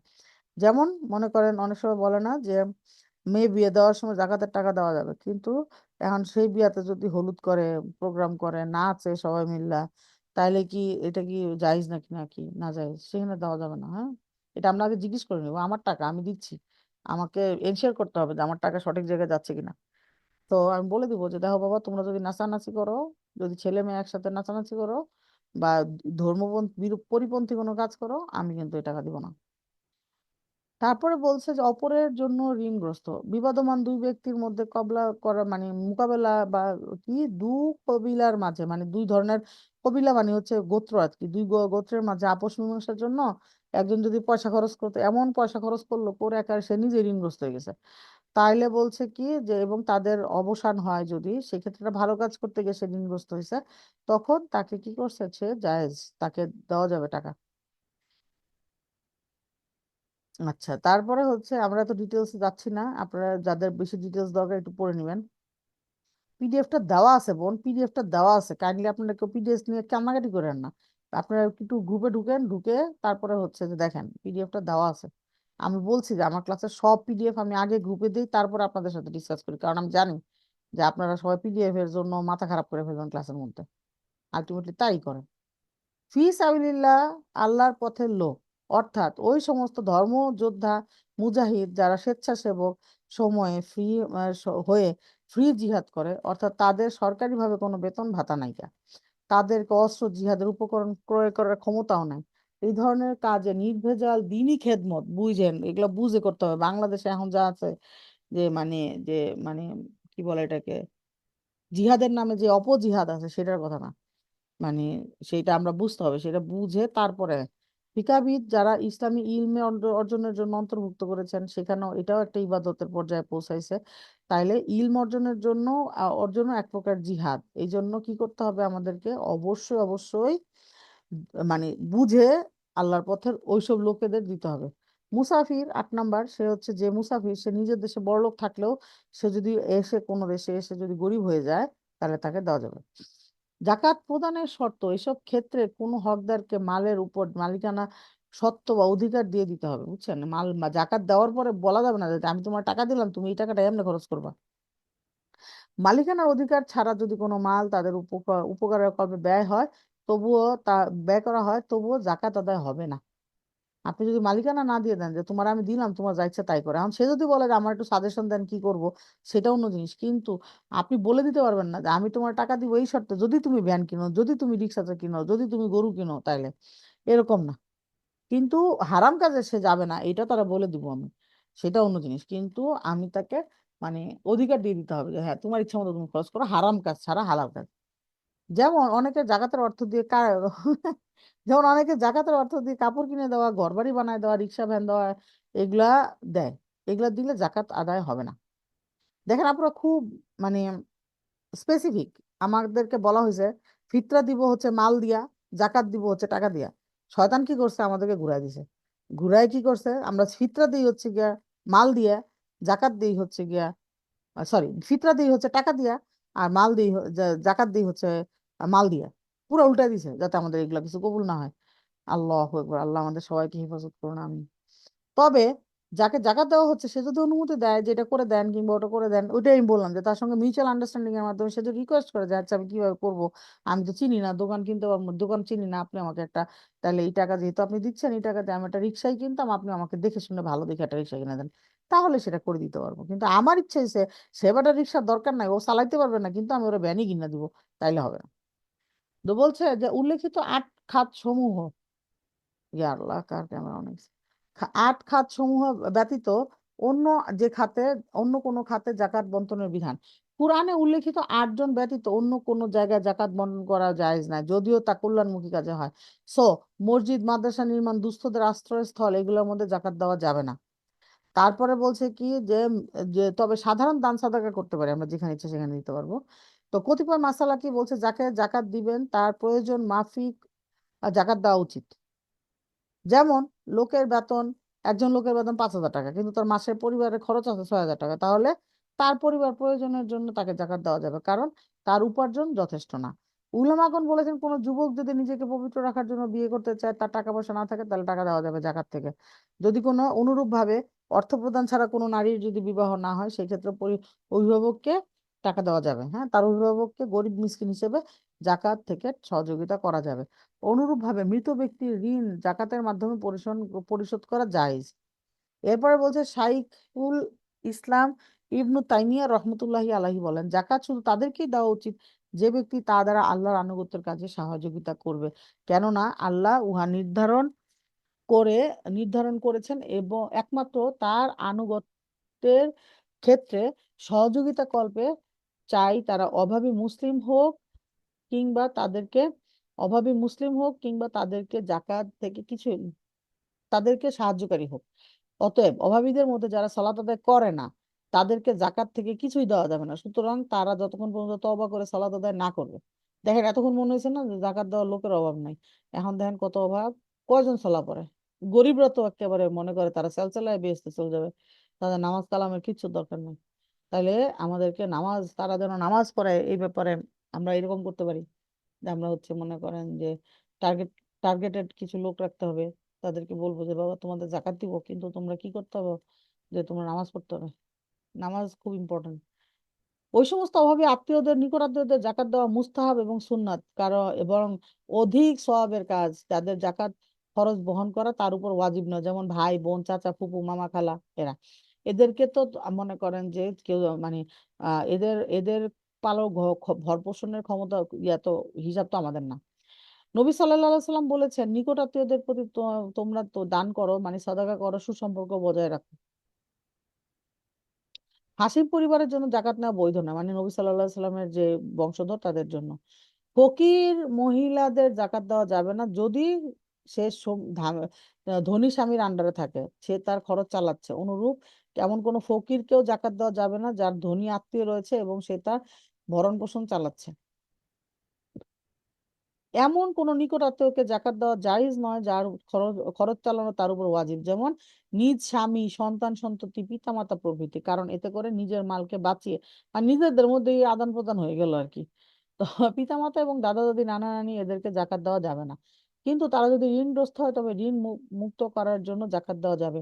স্ত্রী যদি সম্পদশালী হয়, স্বামী যদি গরিব হয়, তাহলে স্ত্রীর জন্য জায়েজ স্বামীকে জাকাত দেওয়া, কিন্তু স্ত্রীর উপর ওয়াজিব নয় স্বামী উম, এবং স্বামীর ভরণ পোষণ এর খরচ বহন করা। মানে স্বামীর উপরে ওয়াজিব স্ত্রীরে পালা, কিন্তু স্ত্রীর উপর ওয়াজিব না স্বামীরে পালা। মানে এই যে কি বলে যে আম, মানে power power comes with lot of responsibility. ছেলেদেরকে যে পাওয়ার দেওয়া হয়েছে আমাদের উপরে, এটা রেসপন্সিবিলিটি সহ দেওয়া হয়েছে, এমনি এমনি দেওয়া হয় না। তারপর বলছে, তিনি বলেন, ইবনু মাসউদের স্ত্রী জাইনাব রাদিয়াল্লাহু আনহু আম, আনহা নবী সাল্লাল্লাহু আলাইহি সাল্লামের নিকট এসে বললেন, হে আল্লাহর রসুল, হে আল্লাহর রসুল, যে আজ আপনি সাদাকা করার নির্দেশ করেছেন। আমার অলংকার আছে, আমি তা সাদাকা করার ইচ্ছে করছি। ইবনে মাসউদ রাদিয়াল্লাহু আনহু মনে করেন আমার এই সাদাকায় তার এবং তার সন্তানদেরই হক বেশি।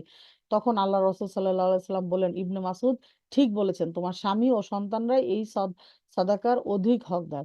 উক্ত 8 প্রকার ব্যক্তিদের মধ্যে কোনো একটি প্রকারের মধ্যে সমস্ত জাকাত বন্টন করা জায়েজ। জাকাতের হকদার কোনো এক ব্যক্তিকে সমস্ত জাকাত দেওয়া যায় না। এই ইম্পর্টেন্ট কথা ফর আস, এর মধ্যে আর কেউ ঢুকবেন না, কিছু বলবেন না, খালি শুনে যাবেন অ্যান্সারটা। বাড়ির চাকর বাকরকে জাকাত দেওয়া যাবে কি? অনেক আলিম বলেছেন, বেতনভুক্ত চাকর বাকর ও কর্মচারী যদি গরিব হয়, জাকাত দিলে যদি এরকম অনুভব হয় তারা এই জাকাত পেয়ে মালিকের প্রতি সুক্রিয়া স্বরূপ বেশি খেদমত করবে অথবা তাকে খোটা দিয়ে কষ্ট দেওয়ার পরিবেশ সৃষ্টি হবে, তাহলে তাকে জাকাত দেওয়া উচিত নয়। কেননা তখন ওই অতিরিক্ত খেদমত জাকাতের বিনিময়ে হয়েছে বলে গণ্য করা হবে। তখন জাকাতের বিনিময়ে শ্রম কিনে নেওয়া হলো, ফলে আর জাকাত থাকলো না সেটা। হ্যাঁ, মুসলিমদের ব্যক্তির উপর জাকাত ফরজ। জাকাত আদায় করার সময় জাকাত গ্রহণকারীর অবস্থা তদন্ত করা ওয়াজিব। বুঝছেন? তারপরে কি বলছে যে জাকাত দিয়ে যদি মানে তবে যদি জাকাতের যোগ্য নয় এমন কোনো ব্যক্তিকে তার উপযোগী মনে করে ভুলে জাকাত দিয়ে দেয়, তাহলে জাকাত আদায় হয়ে যাবে। অনুরূপ ভাবে কোনো ব্যক্তি সম্পর্কে যদি এই কথা স্পষ্ট না হয় যে সে জাকাতের হকদার নয়, তাহলে জাকাত দিলে জাকাত আদায় হয়ে যাবে। তাহলে আলটিমেটলি আমরা যেটা বুঝলাম যে ডাইরেক্ট ঠাস ঠাস ঠাস ঠাস করে জাকাত দিয়ে দেওয়া যাবে না। জাকাতের এটা খুব ইম্পর্ট্যান্ট একটা লাইন, দেখেন বলছে যে তদন্ত করতে হবে। তদন্ত মানে খোঁজ খবর নিয়ে আছে নামাজ পড়ে কিনা, তারপরে হচ্ছে তার সেই ইসলামের প্রতি ইয়া নাকি। আচ্ছা, নফল সাদাকা আর ফিতরা আমরা এটা আরেক দিন পড়বো ইনশাল্লাহ। এখন আমরা আরেকটা আমাদের একটা ক্লাস ছিল যেটা আমি বলছিলাম যে 7 মিনিট পিছাইছি, বেশি পিছাই নাই। আচ্ছা, একটা মিনিট, আমার একটা ইম্পর্ট্যান্ট ফোন আসছে।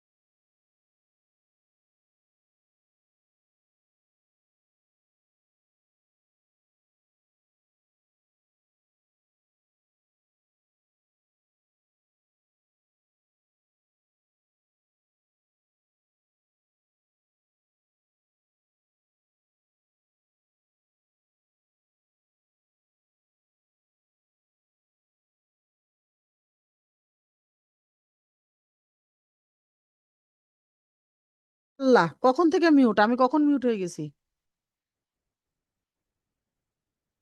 হ্যালো, কখন থেকে মিউট হয়েছে?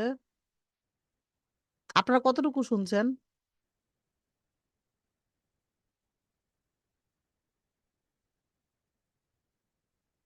আচ্ছা, যাই হোক, অনেকক্ষণ ধরে মিউট, মানে কতটুকু শুনছেন? ফোন আসছিল যে তখন থেকে মিউট? ফোন তো আসছে অনেকক্ষণ আগে। ইয়াল্লা, আপনারা কেউ কিছু বলেন নাই এতক্ষণ ধরে। এরপরে আমি কত কিছু বললাম। কতটুকু শুনছেন আপনারা, এটা বলেন তো একটু।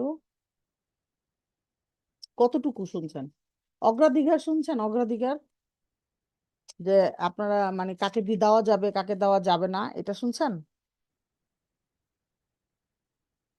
আচ্ছা, তাহলে তো মেলাটাই শুনছেন, আলহামদুলিল্লাহ। তারপরে হচ্ছে যে জাকাত কখন বরবাদ হবে, এটা শুনছেন?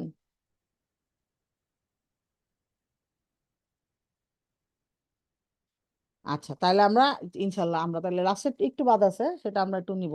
অগ্রাধিকার যেটা, সেটা পড়তেছিলাম আমরা। তো অগ্রাধিকার ছিল হচ্ছে যে আমরা জাকাত বন্টনের 8টা খাত তো শুনছেন পুরোপুরি না? এটা তো মনে হয় শেষ হয়েছিল, জাকাত বন্টনের 8টা খাত। হ্যালো, হ্যাঁ। আচ্ছা, তাইলে হচ্ছে অগ্রাধিকারে আছে রিলেটিভ, তারপর হচ্ছে ইলমের শিক্ষক, ছাত্র, মুত্তাকি, পরেজগার ব্যক্তি, গরিবের বিয়ের কাজে হেল্প করার জন্য জাকাতের টাকা দেওয়া যাবে।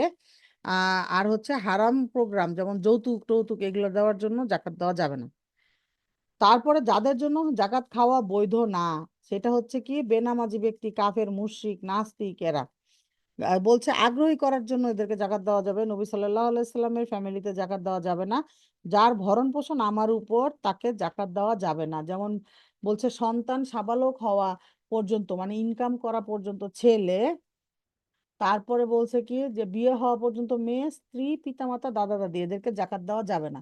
দৈনিক বা মাসিক বেতনে নির্দিষ্ট রুজিপ্রাপ্ত হলে জাকাত দেওয়া যাবে না। সংসার না চললে সে হকদার। বলছে যে মনে করেন এরকম হয় যে কোনো একজন মানুষ বুয়া, বা যে কোনো একজন, বুয়াকে তো দেই না আমরা, তো আমরা এখানে যে কোনো একজন মানুষ ধরলাম যে একজন মানুষের ইনকাম হচ্ছে 10,000 টাকা, যে হচ্ছে 10 জন পালে, আর একজন মানুষের ইনকাম হচ্ছে 10,000 টাকা, সে হচ্ছে 4 জন পালে, তাইলে জাকাতের অধিক হকদার কে? যে 10 জন পালে সে। বলছে জাকাত দিয়ে যদি না মারা যায়, যদি জাকাত না দিয়ে কেউ মারা যায়, তাইলে কি হচ্ছে, তাকে অবশ্যই জাকাত আদায় করে তার সম্পদ থেকে তারপরে সেটা ভাগাভাগি করতে হবে। তারপরে বলছে লোন, লোন যদি যে নিল, তার সেই টাকা যদি তার কাছে 1 বছর থাকে, তাহলে তাকে কি করতে হবে? জাকাত দিতে হবে। লোন থাকলে যদি জাকাত ফরজ, যদি জাকাত ফরজ হয় তাহলে আগে লোন শোধ করতে হবে, তারপরেও যদি নিসাব পরিমাণ টাকা থাকে তাহলে জাকাত আসবে। এখন আমাদেরকে বলছিল যে আমাদের যেসব লোন আর কি মডার্ন সোসাইটিতে, যে আমাদের লোন গুলো হয় কি স্যালারি বেস, যে আমার বেতন আছে, চাকরি আছে, আমি স্যালারি থেকে এই টাকা মান্থলি চলে যাচ্ছে। এরকম লোনগুলোর ব্যাপারে খুবই কমপ্লেক্স হিসাব। আমরা ওইসব হিসাবে যাব না, এইসব লোন আমরা ধরবো না। আমরা আমাদের জায়গার যেটুকু খরচ হয়েছে এটুকু দিয়ে দিব। শেয়ারের কোম্পানি যদি কেউ করে, তাহলে প্রত্যেক শেয়ারের জন্য আলাদা আলাদা নিসাব থাকতে হবে। জাকাত দেওয়ার সময় নিয়ত থাকা জরুরি। বলছে যে তাকে বলে দেওয়া জরুরি না। মধ্যম মানের জিনিস বা পণ্য দিয়ে জাকাত আদায় করতে হবে। এখন বলছে যে জাকাত কখন বরবাদ হবে, জাকাত না, স্ক্রিন দেখা যায় না, স্ক্রিনে নাই কিছু, এটা আমার হাতের নোট থেকে লিখতেছি, বলতেছি যে জাকাত কখন বরবাদ হবে, নিয়ত যদি থাকে আল্লাহর সন্তুষ্টি না অন্য কিছু, তাইলে জাকাত বরবাদ। যদি লোক দেখানোর জন্য হয়, জাকাত বরবাদ। যদি লোকজনকে হাতে রাখার জন্য দেওয়া হয়, তাহলে জাকাত বরবাদ। যদি এরকম যে দিয়ে আমি বলে বেড়াই যে আমি কত টাকা দিলাম, কজনকে দিলাম, তাহলেও জাকাত বরবাদ। গ্রহীতাকে যদি অপমান করে, তাইলেও জাকাত বরবাদ। বলছে জাকাত ফরজ ইবাদত, so be careful about that. এরপরে মনে করেন যে জাকাত খয়রাত যে বইটা আছে, আমি যেটা বলছি জাকাত ও খয়রাত, এই বইটা আমি আপনাদেরকে দিব। সেখানে জাকাত গ্রহীতার কিছু আম, আদব বলছে, যে জাকাতের হকদার, তাকে জাকাতের হকদার হইতে হবে। বলছে যে অথবা কোরআনে বর্ণিত 8 শ্রেণীর মধ্যে থাকতে হবে, 8 জনের মধ্যে একজন হইতে হবে। যে পাচ্ছে তাকে সন্তুষ্ট হইতে হবে, দানকে তুচ্ছ ছোট মনে করা যাবে না, সন্তুষ্ট চিত্তে গ্রহণ করতে হবে, যেহেতু সেই দানটা আসলে কার, আল্লাহর। দাতার কৃতজ্ঞতা আদায় করতে হবে, কারণ যে মানুষের শুকরিয়া আদায় করে না, সে আসলে আল্লাহ শুকরিয়া আদায় করে না। জাকাত দাতার জন্য দোয়া করবে, বলবে সাল্লাল্লাহু আলাইক, মানে কি, তো আল্লাহ তোমার প্রতি করুণা বর্ষণ করুন। প্রয়োজনের বেশি চাইবে না, পরিশোধ হয়ে গেলে, ঋণ পরিশোধ হয়ে গেলে অথবা প্রয়োজন পূর্ণ হয়ে গেলে আর চাওয়া তার জন্য বৈধ নয়। তো আমি হচ্ছে যে এই ছবি বইটার ছবি আপনাদেরকে দিব, এই বইটার মধ্যে আমি যে কথাগুলো বলছি সবগুলো রেফারেন্স সহ আছে। তো যারা জাকাত অস্বীকার করবে তারা কাফির হয়ে যাবে, যারা জাকাত অস্বীকার করবে কিন্তু স্বীকার করে যে জাকাত ফরজ কিন্তু জাকাত আদায় করে না, তারা হচ্ছে মুনাফিক। তো এই জন্য খুব ইম্পর্ট্যান্ট, খুব ইম্পর্ট্যান্ট। আমরা হচ্ছে জাকাত নিয়ে আরো পড়ালেখা করব, বিভিন্ন কোর্স করব, এবং হচ্ছে যেসব কনফিউশন আছে আপনারা ওই যে নাসিম শাহরুখ স্যারের একাডেমিতে কোশ্চেন করবেন, আর হচ্ছে ওই আমাদের হাফিজ স্যারকে কোশ্চেন করবেন ইনশাআল্লাহ। সুবহানাক আল্লাহুম্মা বিহামদিকা নাশহাদু আল্লা ইলাহা ইল্লা আনতা নাস্তাগফিরুকা ওয়া নাতুবু ইলাইক। আসসালামু আলাইকুম।